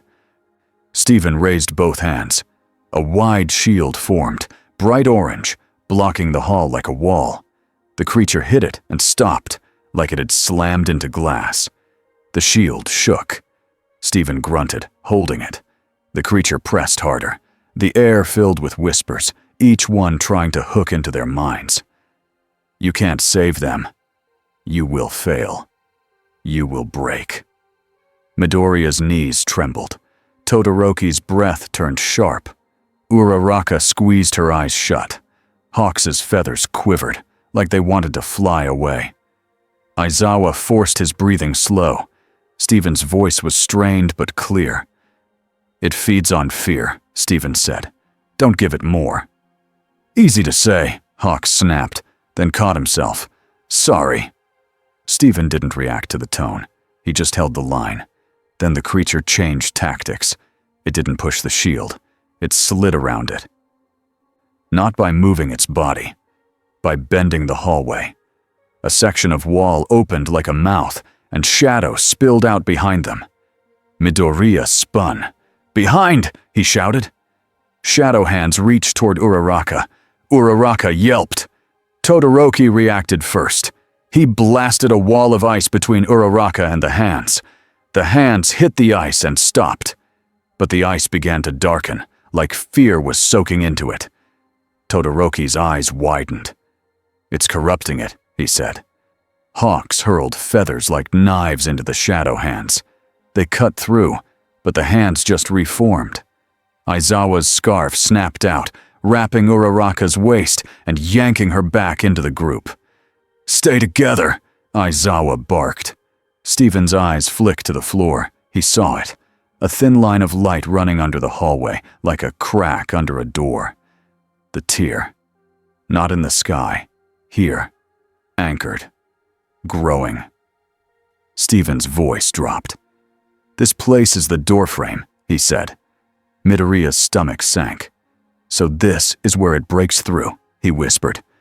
The creature's presence swelled. Pleased. "Yes." Stephen's hands moved fast. He drew a circle in the air, then slammed it down. Orange symbols burst across the floor like a net, locking onto the crack line. The crack hissed like something alive. The hallway shook. The creature shrieked without sound. Stephen's jaw clenched. Sweat rolled down his temple. "I need an anchor," Stephen said through his teeth. "Something stable. Something human." Aizawa snapped. "Explain." Stephen's eyes flicked to Todoroki. "Your ice," he said. "It's steady. It's not panic. Make a pillar. Right on that crack." Todoroki nodded once. No argument. No fear. Talk. Just action. He stepped forward and slammed both hands to the ground.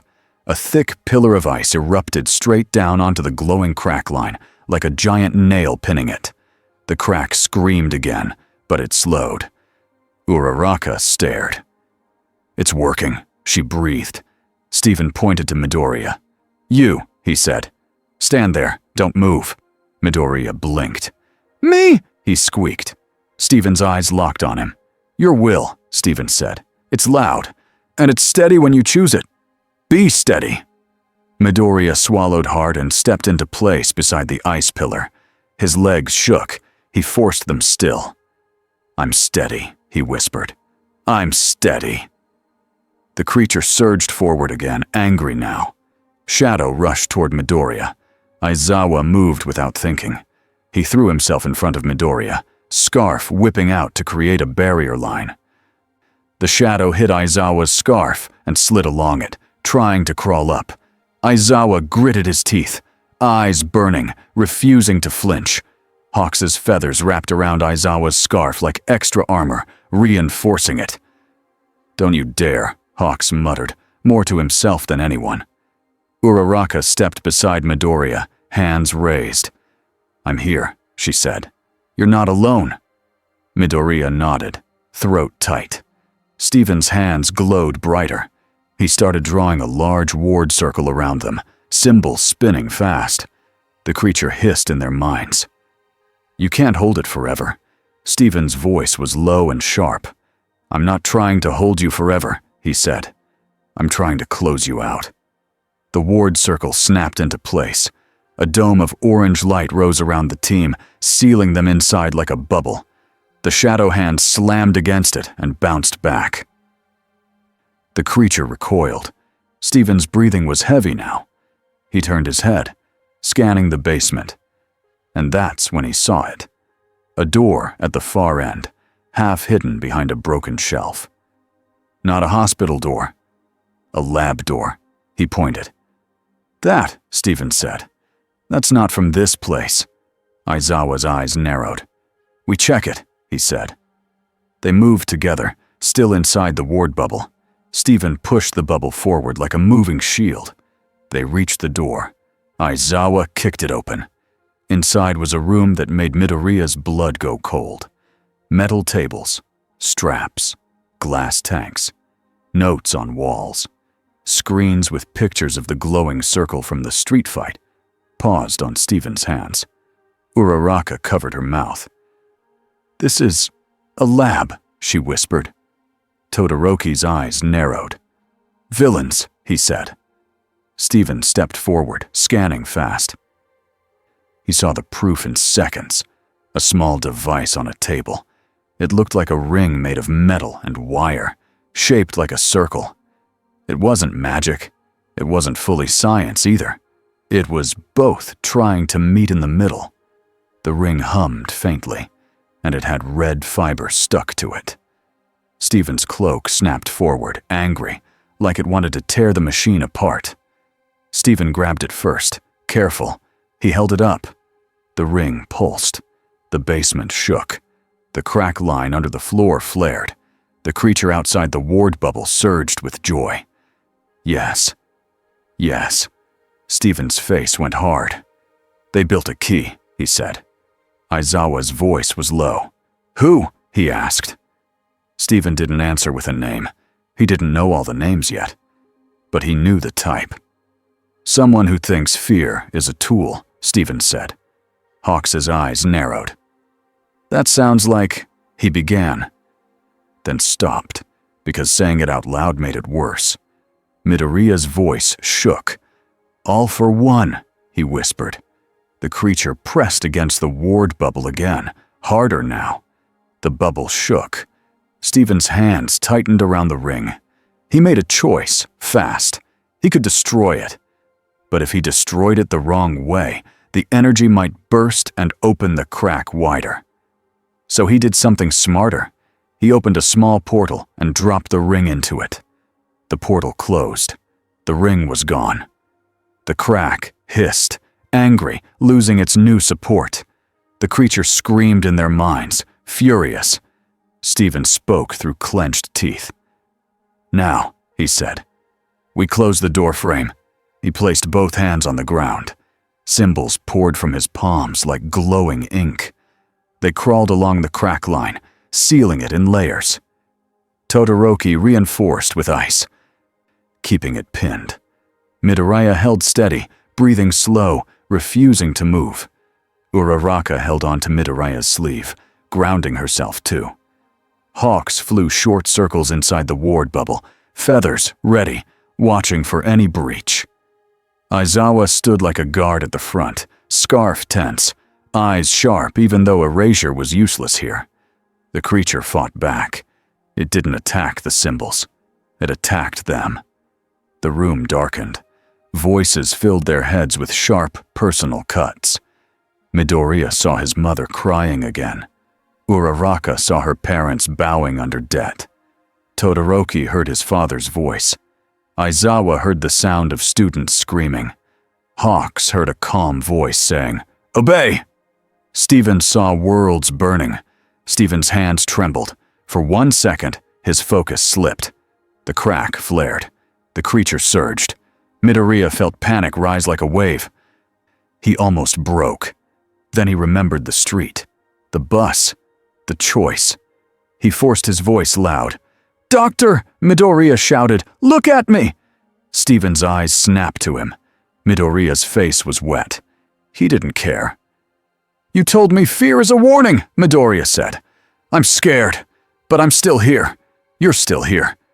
We keep going." Steven stared at him. Then Steven's breathing steadied. His hand stopped shaking. "Good," Steven said, voice quiet. He lowered his head and pushed. The symbols snapped into their final shape. The crack line dimmed. The basement stopped shaking. The shadow outside the bubble recoiled like it had been slapped. The creature's presence shrank, frustrated, but it didn't vanish. It lingered, like a stain that couldn't be scrubbed out in one pass. A whisper pressed into Steven's mind alone, colder than the others.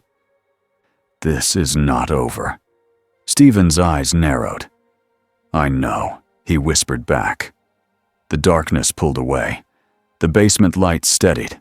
The hallway outside the lab looked normal again, or as normal as an abandoned hospital could look. Uraraka's knees buckled with relief. "We did it?" she asked. Steven exhaled slowly. "We stopped it," he said. "For now." Aizawa stared at the crack line on the floor, now covered by glowing marks, and Todoroki's ice nail. "For now," Aizawa repeated, like he didn't trust the words. Hawks landed and folded his wings. His smile came back, small and tired. "So," he said, "do we fill out a form for Dream Monster Doorframe Lab?" Midoriya let out a shaky laugh, half a sob. Steven's cloak patted Hawks' shoulder once, like it was saying, "Good joke, bird." Hawks blinked. "Did your cape just approve me?" he asked. Steven's mouth twitched. "Don't let it go to your head," Steven said. They left the hospital before full night. Outside, the air felt lighter, but Steven could still feel the tear. Not here, not exactly. Above the world. Waiting. As they stood by the vans, Aizawa looked at Steven. "You weren't lying," Aizawa said. Steven met his eyes. "No," he said. Aizawa's voice was rough. "Someone built a device using your trace," he said. "That means they can learn." Steven nodded. "Yes," he said. Hawks stared at the sky. "And that fear thing," he said. "It's still out there." Steven's gaze sharpened. "Yes," he said again. Midoriya's hands clenched. "So what now?" he asked. Steven looked at them all, at the tired teacher who still stood between danger and kids, at the student who refused to run from fear, at the girl who kept thinking of rescue first, at the boy who stayed steady when the world twisted, at the hero who smiled while carrying heavy orders. Steven's voice was calm, but there was steel in it. "Now," Steven said, "I build a ward network across this city. I find every thin spot. I seal what I can. I prepare for what I can't." Uraraka swallowed. "And if the commission tries to stop you?" she asked. Steven didn't look angry. He looked certain. "Then they'll learn something," Steven said. "This isn't a quirk problem. It's a reality problem." Aizawa stared at him for a long moment. Then, finally, Aizawa gave a small nod. "Do your work," Aizawa said, "but you tell us everything. No secrets." Steven hesitated. Then he nodded once. "Agreed," he said. Hawks let out a breath. "Wow," he said. "Trust." In this economy. Midoriya almost smiled again, but his smile faded when he saw Steven's face turn serious. Steven was listening to something far away, something faint, something like a quiet tap on a door. Stephen's eyes narrowed. He didn't say it out loud yet. But he understood what the enemy had done. It had tested them. It had learned their fears. And it had learned that this world produced fear like fuel. As they drove back toward UA, Stephen stared out the window at the city lights. He didn't see a safe place. He saw a map of doors that could open. And somewhere in the dark, between waking and sleep, something waited patiently, already planning the next knock. 2 weeks after the street battle, Dr. Stephen Strange learned something important about this world. This world did not fear villains first. It feared forms. It feared bad headlines. It feared anything that could not be put in a neat box with a stamp. Stephen stood in a small office inside UA with a stack of papers in front of him. The stack was tall enough to make him miss New York for a second. Aizawa leaned against the wall with his arms crossed. He looked like he had been awake since last year. Nezu sat behind the desk, polite smile on. There was a stamp pad beside him, like it was a weapon. Stephen read the top page out loud, slowly, like he was making sure the words were real. Name, Stephen said. He pointed. Fine. He moved his finger down. Quirk name, he said. He looked up. Still no, he said. Nezu's smile stayed gentle. Just write what you wrote last time, Nezu said. Stephen exhaled. You mean magic, he said. Aizawa's eyes narrowed. It's accurate, he said. Stephen picked up the pen. The cloak of levitation floated behind him and leaned over his shoulder like an annoyed supervisor. Stephen wrote, Magic. The cloak gave a tiny flutter that felt like approval. Stephen moved down the page. Hero name, he read. He paused. Nezu's eyes brightened. Oh, Nezu said, like he was suddenly excited. Stephen stared at the paper. No, he said. Aizawa's mouth twitched. It wasn't a smile. It was the idea of a smile.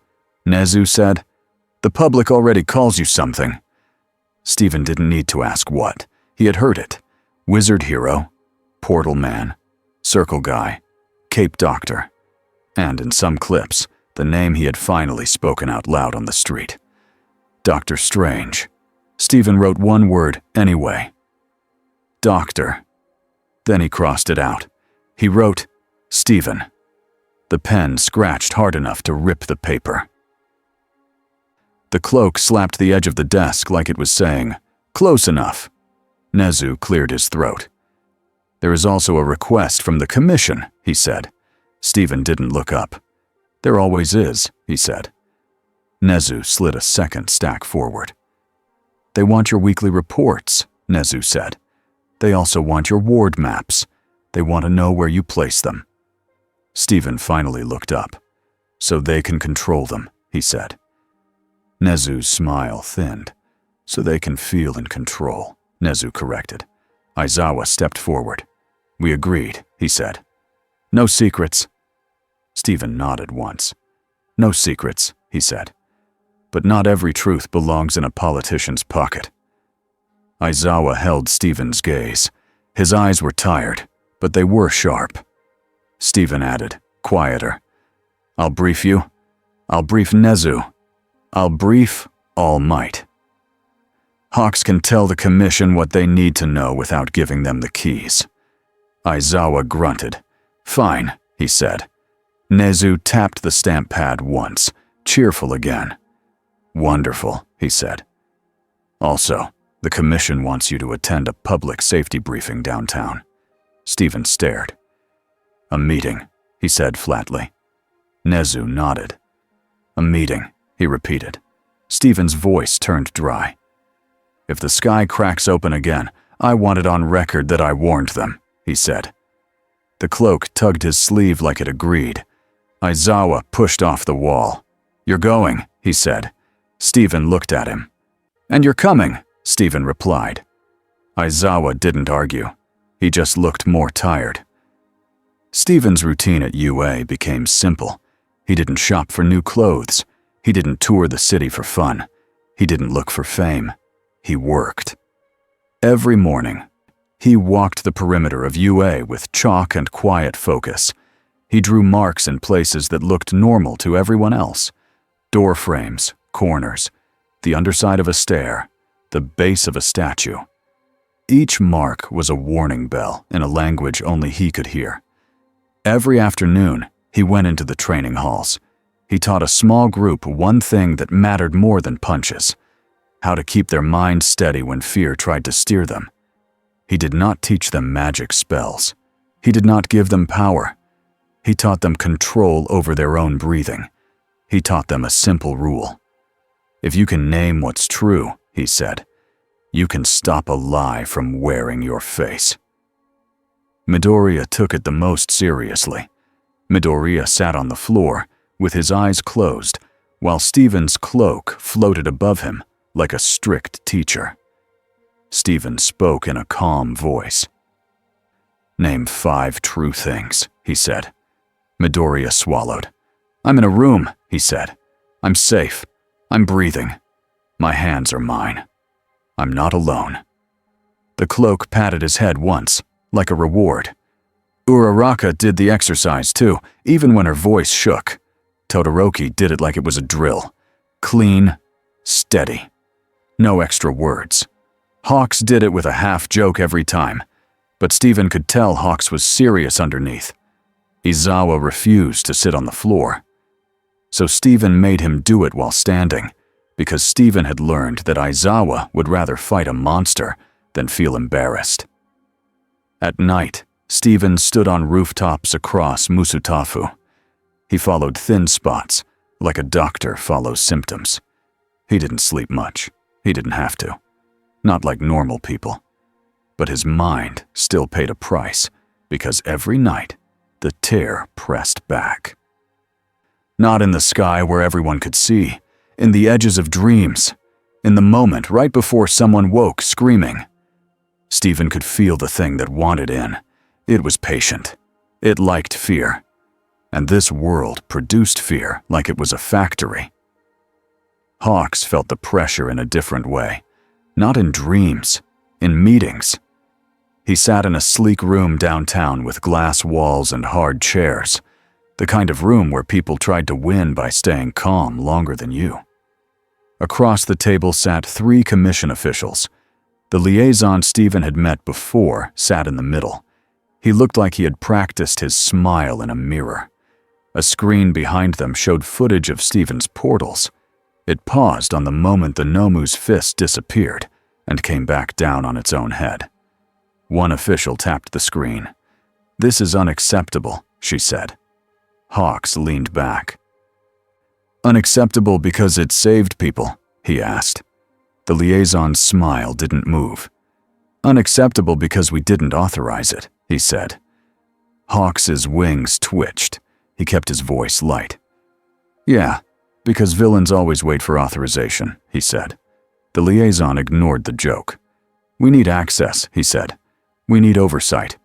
We need to know what he is placing around the city." Hawks looked straight at him. "You mean his wards?" Hawks said. The liaison nodded.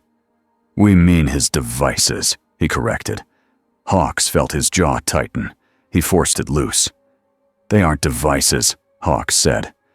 "And if you treat him like a vending machine for power, you're going to create the exact disaster you're afraid of."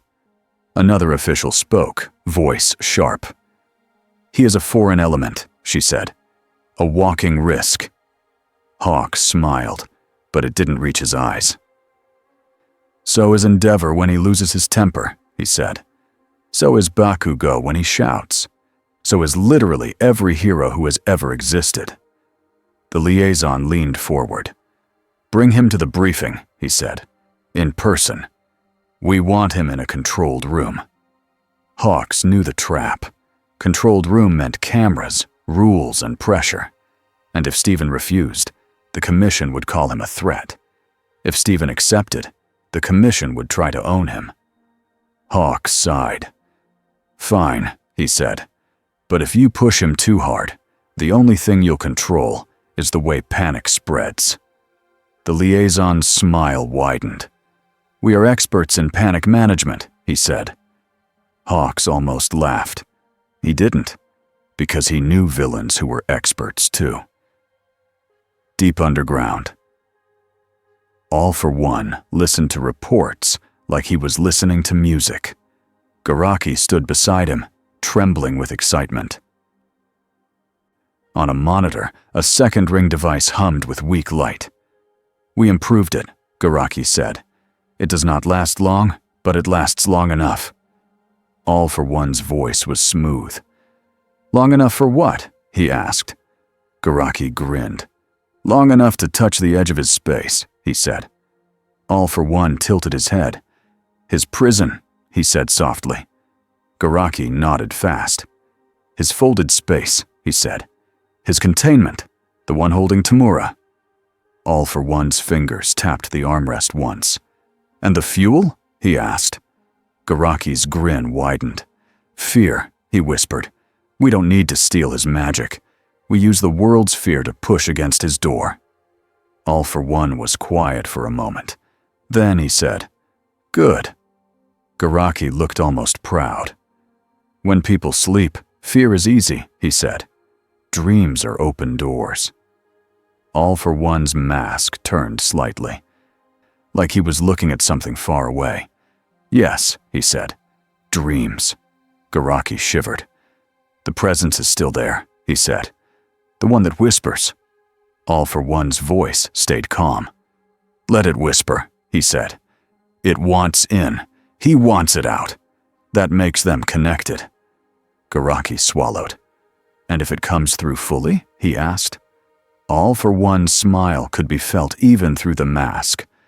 "Then our world becomes bigger," he said, "and heroes become smaller." Garaki giggled, then stopped, nervous. "What do we do about Dr. Strange?" he asked. All for One's voice lowered. "We don't defeat him," he said. "We offer him something." Garaki blinked. "Offer?" repeated. All for One nodded, slow and certain. "He wants to close the door," he said. "He wants to fix the crack. He wants to carry the weight alone." Garaki's eyes shone. "So we give him an easier way," he said. All for One's voice was almost gentle. "We give him a way home," he said. The night before the commission briefing, Stephen finally slept. Not in a bed. Not comfortably. He slept sitting up in a chair in a quiet room, hands resting on his knees, like he was still waiting for the world to attack. The cloak draped over him like a blanket. His eyes closed, and immediately he felt the shift. The air got too still. The room melted away. Stephen stood in a hallway that looked like the abandoned hospital, but cleaner, brighter. Like someone had rebuilt it using memory instead of bricks. A door opened at the end. A man stepped out. He wore a suit, his hair was neat. His smile was polite. Stephen did not know his face, but Stephen felt the weight behind the face. This wasn't a normal dream. This was a visit. "Dr. Strange," the man said warmly. "What a burden you carry." Stephen's eyes narrowed. "Get out of my head," he said. The man spread his hands, harmless. "I'm not your enemy," he said. "I'm a problem solver." Stephen's voice was flat. "Villains always say that," he said. The man's smile didn't change. "You call me a villain," he said. "But you don't even know my name." Stephen stared. The man leaned closer, gentle like a teacher. "I know yours," he said. "I know your world. I know your loss." The hallway lights flickered. For a second, Stephen saw New York, the sanctum, his old home. Wong standing in a doorway. Christine's face, tired and sad. Stephen's chest tightened. He forced himself to look away. "Cheap trick," Stephen said. The man nodded like he understood. "You miss it," he said. "You miss a place where people understand what you do." Stephen's jaw set. "Say what you want," he said. "This won't work." The man sighed, like he was disappointed. "Fine," the man said. "I'll be simple." The hallway peeled open like paper. Beyond it was a door made of swirling dark glass. On the other side, Stephen could feel it. Home. Not a perfect image. A real pull. A real path. Stephen's fingers twitched. The man spoke softly. "You can go back," he said. "You can stop carrying this world. You can close your own wound." Stephen stared at the door, breathing slow. "And the price?" he asked. The man smiled, pleased. "Just one thing," he said. "Open the gate here. Once. Long enough for a partner to step through." Stephen's eyes narrowed. "No," he said. The hallway darkened. A whisper pushed into Stephen's mind, cold and hungry. "You're tired, sorcerer." Stephen's head snapped toward the shadow behind the door. He felt it there. The fear eater. The thing that loved dreams. It pressed closer, like a face behind a window. The suited man spoke again, calm. "You can end fear," he said. "End panic. End pain. Make this world quiet." Stephen felt his own weakness tug at him. The desire to fix, to control, to make it stop. He clenched his fists. "I don't end fear," Stephen said. "People need fear. Fear warns them." The suited man's smile faltered. "You could make them safe," he insisted. Stephen's voice rose, sharp. "Safety without choice is a cage," he said. The shadow behind the glass hissed, angry. The door shook. Stephen stepped forward, eyes hard. "You want in?" Stephen said. "Then come when I'm awake." He raised both hands. Orange symbols flared in the dream hallway like a blazing wall. The suited man stumbled back, surprised. The shadow screamed without sound. Stephen pushed, and the whole dream snapped apart. Stephen's eyes opened in the chair. He was back at UA. His breathing was heavy. The cloak lifted, tense. Stephen stood fast. A knock sounded at the door. Not a dream knock. A real one. Aizawa's voice came through, rough. "We have a problem," he said. Stephen opened the door. Aizawa stood there with his scarf already wrapped, eyes sharp. Hawks hovered behind him in the hallway, wings half open. Midoriya and Todoroki stood farther back, already awake. "What?" Stephen asked. Hawks spoke first, smile gone. "Mass sleepwalking," he said. "Downtown. People are walking toward the commission building like it's a beacon." Stephen's face went cold. "Fear event," he said. Aizawa nodded. "And the commission is still holding the briefing," he said. "They think it's a protest." Stephen's jaw tightened. "It's not a protest," he said. He looked at Midoriya. Midoriya's eyes were wide, but steady. Midoriya whispered, "It's the door frame," he said. Stephen nodded once. "Yes," he said. "And they're using the crowd as fuel." The cloak snapped up like a flag. Stephen turned. "We go," he said. Aizawa didn't ask how. Hawks didn't joke. They moved. Downtown was bright with lights and cameras. It looked like a normal day. But it sounded wrong. There was no shouting, no talking, just footsteps. Hundreds of people walked in slow lines toward the tall commission building. Their eyes were open, but empty. Their faces were calm like sleep faces. Midoriya's stomach twisted. "They're not awake," he whispered. Uraraka, arriving with emergency teams, stared in horror. "How do we move them?" she whispered. "We can't fight them." "We don't," Stephen said. "We guide them away." Hawks shot upward, scanning. "I see Kurogiri mist," he said, voice tight. "Near the side street." Aizawa's eyes narrowed. "So it's an ambush," he said. Stephen didn't argue. He stepped forward and raised both hands. Portals opened in the street, not under villains, but beside the sleepwalkers. Gentle doors that led to safe open parks, empty lots, school gyms. "Wake teams," Aizawa barked. "Catch them, guide them, keep them from falling." Uraraka ran with rescue workers. She grabbed a sleepwalking woman before she stepped off a curb. Midoriya ran too. guiding a cluster of kids through a portal like he was herding them away from a fire. Todoroki created soft ice ramps so people didn't trip as they moved. Hawks's feathers flew like little hands, pushing people away from danger with tiny taps. Steven stayed focused on the building because he could feel it. The pressure at the front doors, a thin crack forming in the air like a line drawn with invisible ink. The suited man's voice returned in Steven's mind, smooth and pleased. "You came to the controlled room." Steven's eyes narrowed. "You did this," he muttered. Aizawa glanced at him. "Talking to yourself now?" he asked. Steven didn't look away from the building. "Not myself," he said.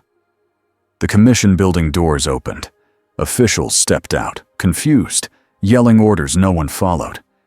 Then the air above the entrance split. A circle began to form. Not orange, not clean. Black-purple, with edges that frayed like burned paper. The crowd's fear began to rise even in sleep, like their bodies sensed danger. The circle grew. Steven felt it like a hand grabbing his chest. The door. Hawks swore. "That's not your portal," he said. Steven lifted both hands and drew a massive ring of symbols in the air. "Mirror dimension," he said under his breath. The space around the building shimmered. For a second, everything looked like glass. Then the commission building and the forming gate were yanked sideways into a separate layer of reality. An empty city copy where no civilians could be hurt. The crowd outside stayed in the real world, confused, still sleepwalking, but no longer directly under the growing crack. Aizawa stared. "You just moved a building," he said, voice flat. Steven's jaw clenched.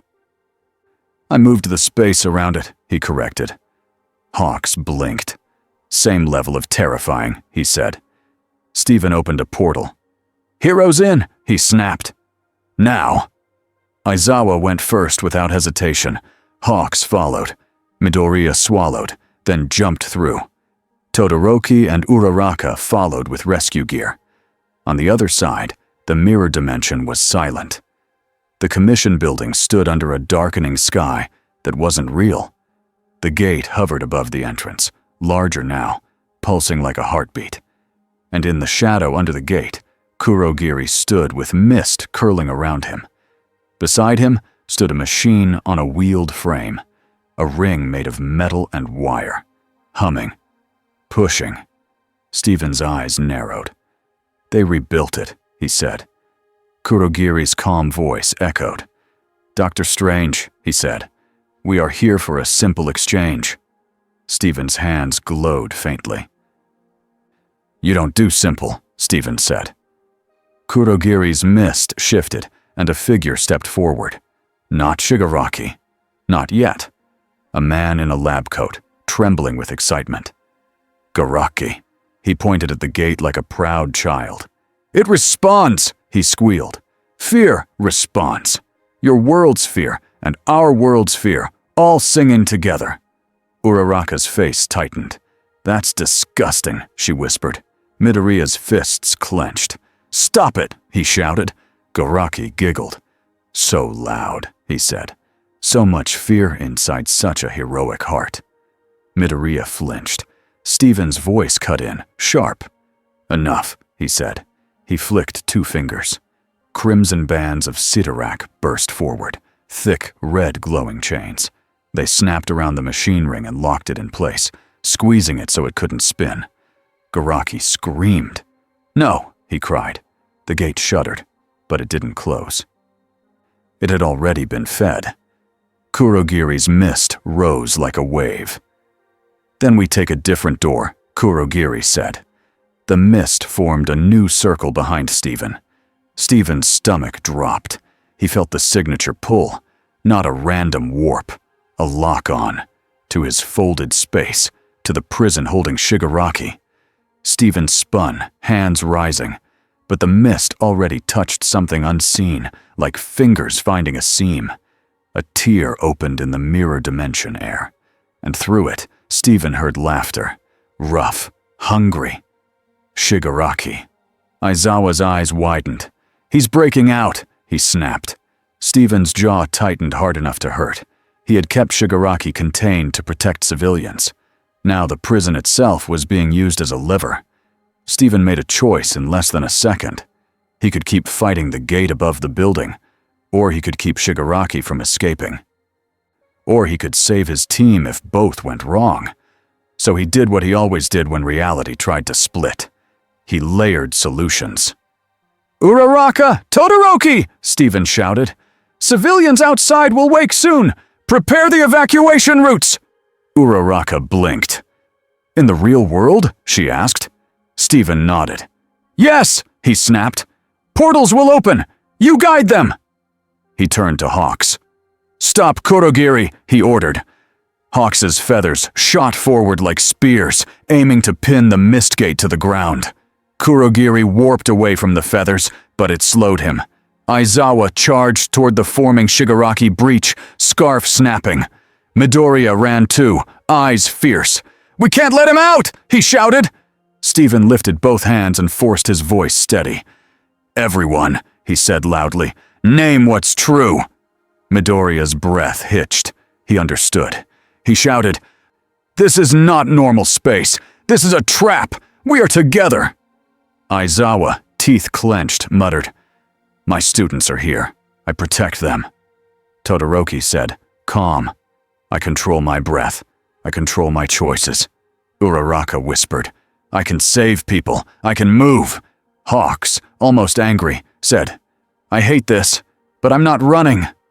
The gate above the building flickered like it didn't like the words. The fear eater behind it hissed, irritated. Steven felt the whisper press into his mind again. "Open the door and go home." Steven ignored it. He grabbed the air and pulled. The mirror dimension twisted. The gate and the Shigaraki breach were both dragged into a tighter sealed zone, like Steven was crumpling a sheet of glass around them. The space became a cube of glowing lines, a containment inside containment. It shook like it wanted to explode. Steven's face tightened with effort. Aizawa stared. "Can you hold that?" he demanded. Steven's voice came out strained. "Not forever," he said. Then the suited man's voice returned, not in the mind now, but in the air. A calm voice from the gate. "You don't have to hold it said. "You can choose peace." A shape formed inside the gate. Half person, half shadow. A face that changed every second. Aizawa flinched when he saw a classroom full of empty chairs in its eyes. Uraraka trembled when she saw her parents' tired smiles. Midoriya's throat tightened when he saw All Might falling again. The Fear Eater didn't punch. It offered. It offered the thing each of them wanted most. Then it looked at Steven. And it offered him home. Steven felt the pull so strong his hand shook. For a second, he saw the sanctum doorway again. He saw Wong. He saw his city. He saw a world where he understood the rules, where he didn't have to explain not a quirk 1,000 times a day, where there were no forms, no stamps, no commission, just work, just purpose. Then Steven remembered another truth. If he opened the gate, this world would become someone else's food. He looked at Midoriya. Midoriya was shaking, but he was still standing. Midoriya's eyes locked on Steven, begging without words. Steven's voice turned low, clear and hard. "No," Steven said. The Fear Eater's shape trembled, angry. Steven raised one hand toward the gate. "You want fear?" Steven said. "Then you can have mine." His eyes narrowed. "But you don't get my surrender." He slammed his palm forward. A huge glowing symbol burst out, layered circles, lines, and seals. It struck the gate like a lock snapping shut. The gate screamed. The air vibrated. Garaki shrieked in panic, trying to restart the machine, but the crimson bands still crushed it. Kurogiri surged, trying to warp away, but Hawks's feathers pinned his mist to the ground like nails. Aizawa's eyes burned as he fought his own fear, scarf snapping around Garaki's arms and yanking him down. Midoriya ran straight at the Fear Eater, not because he could punch it, because he could refuse it. He shouted, voice breaking, "We're scared. So what? We still save people?" The Fear Eater recoiled like the words were poison. The gate flickered again. Shigaraki's breach inside the containment cube surged, now unstable. Shigaraki's hand almost pushed through. Aizawa lunged, scarf wrapping the hand and yanking it back as if he was dragging a monster away from a cliff. Steven's whole body tensed. If Shigaraki got out and the gate opened, it would be disaster on disaster. Steven made the final choice. He could keep Shigaraki in his space and keep carrying that prison. Or he could trust this world system to hold one of its monsters. Even if he hated their system. Even if he hated their cages. Steven's jaw clenched. "Aizawa!" Steven shouted. "I'm releasing the prison to your custody." Aizawa's eyes widened. "Now?" he snapped. Steven didn't have time for debate. He flicked his fingers. The containment cube shifted. A portal opened under Shigaraki's breach, not into the city, into a reinforced transport cell that UA had prepared for a worst-case day, because Nezu always prepared. Shigaraki fell through, roaring, furious. The portal snapped shut. Aizawa exhaled like he'd been holding his breath for weeks. Hawks muttered, "Finally," like he didn't want to admit he was relieved. Steven turned back to the gate. Now the gate fought harder. The Fear Eater shoved against the lock. The mirror dimension cracked like stressed glass. Steven could feel his last stable tug to home in the back of his mind. The tear that had pulled him here. It was a thread. Thin. He could grab it. He could follow it. He could leave. But if he left now, the lock would weaken. And this door would open again later. Maybe bigger. Maybe forever. Steven's voice went quiet. All Might was right, he said, almost to himself. Midoriya blinked. "What?" he asked. Steven looked at him. "Sharing the weight," Steven said. He lifted both hands. He spoke words that sounded old and heavy, like a promise turned into sound. A final seal formed, one that didn't just close a door. It anchored it. Steven tied the seal into the ward network he had built across Musutafu. Every chalk mark, every frame, every corner. They lit up in Steven's mind like stars connecting. The city became a net holding the edge of reality in place. The gate shuddered. The Fear Eater screamed. It tried one last offer, voice pressing into everyone at once. "I can end fear. I can end pain." Midoriya shouted back, voice raw. "We don't need you for that," Uraraka cried. "We help each other," Todoroki said steady. "We keep going." Hawks muttered, "Get lost." Aizawa said nothing. He just stood like a wall. Steven's eyes hardened. He pushed. The gate collapsed inward, like a closing mouth.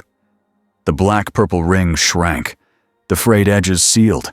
Then it snapped shut with a sound like air popping. Silence slammed into the mirror dimension. The sky cleared. The building stood still. Steven's hands lowered slowly. His breathing was heavy now. Not from fear, from cost. He could feel it. The last thread tugging him toward home had gone quiet. Not broken violently. Just sealed. Tied into the net. Steven stood very still. Hawks hovered near him, eyes searching his face. "You okay?" Hawks asked, voice careful. Steven didn't answer right away. Then he said softly, "I'm here," he said. Midoriya stepped closer, uncertain. "You did it," he whispered. Steven looked at him. "I closed that door," Steven said. "But doors can be rebuilt." Aizawa walked up, scarf loose now. "You chose to stay," Aizawa said. "Not a question." Steven's mouth tightened. I chose to not let this world pay my ticket home, he said. Aizawa stared at him for a long moment. Then he gave a small nod. Good, Aizawa said. Hawks let out a breath he'd been holding. So, he said, trying to bring humor back, does the Commission have a form for sealed nightmare gate and alternate layer of reality? Stephen glanced at him. They'll make one, Stephen said. The cloak patted Hawks's head once like he'd earned it. Hawks froze. Okay, he said. Now the cape definitely likes me. Uraraka laughed, shaky and relieved. Todoroki's mouth twitched slightly, which was basically a full joke from him. Stephen opened a portal back to the real world. They stepped through.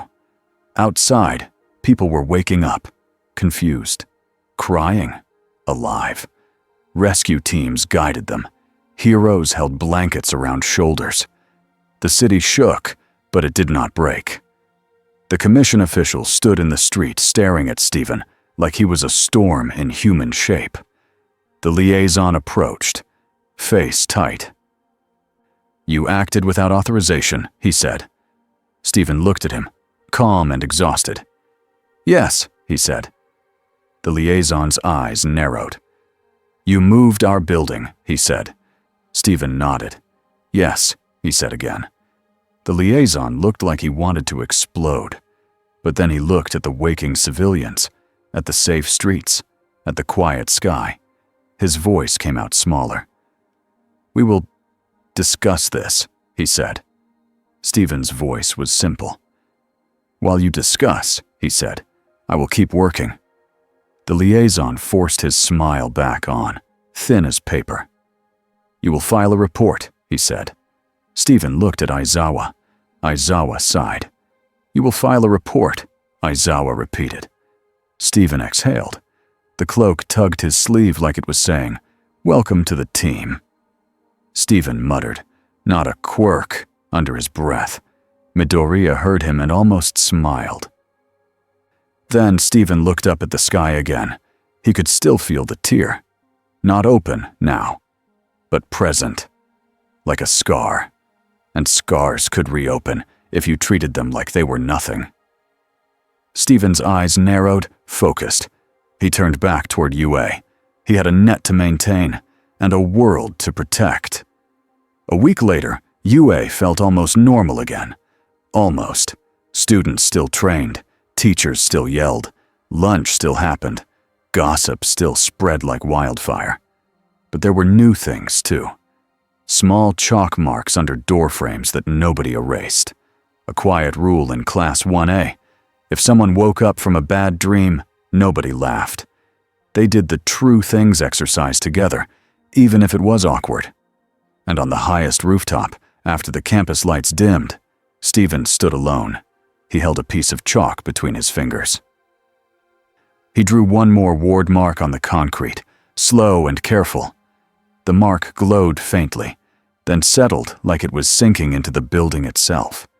The cloak floated beside him, calm. Footsteps came up the stairs. Stephen didn't turn. If that's another form, he said, I'm jumping off the roof. Midoriya's voice answered, soft. It's not a form, he said. Stephen finally glanced back. Midoriya held 2 cups. One was tea, the other was also tea, because Midoriya had learned Stephen didn't want sugar when he was thinking. Midoriya walked closer, careful. I asked the kitchen, he said.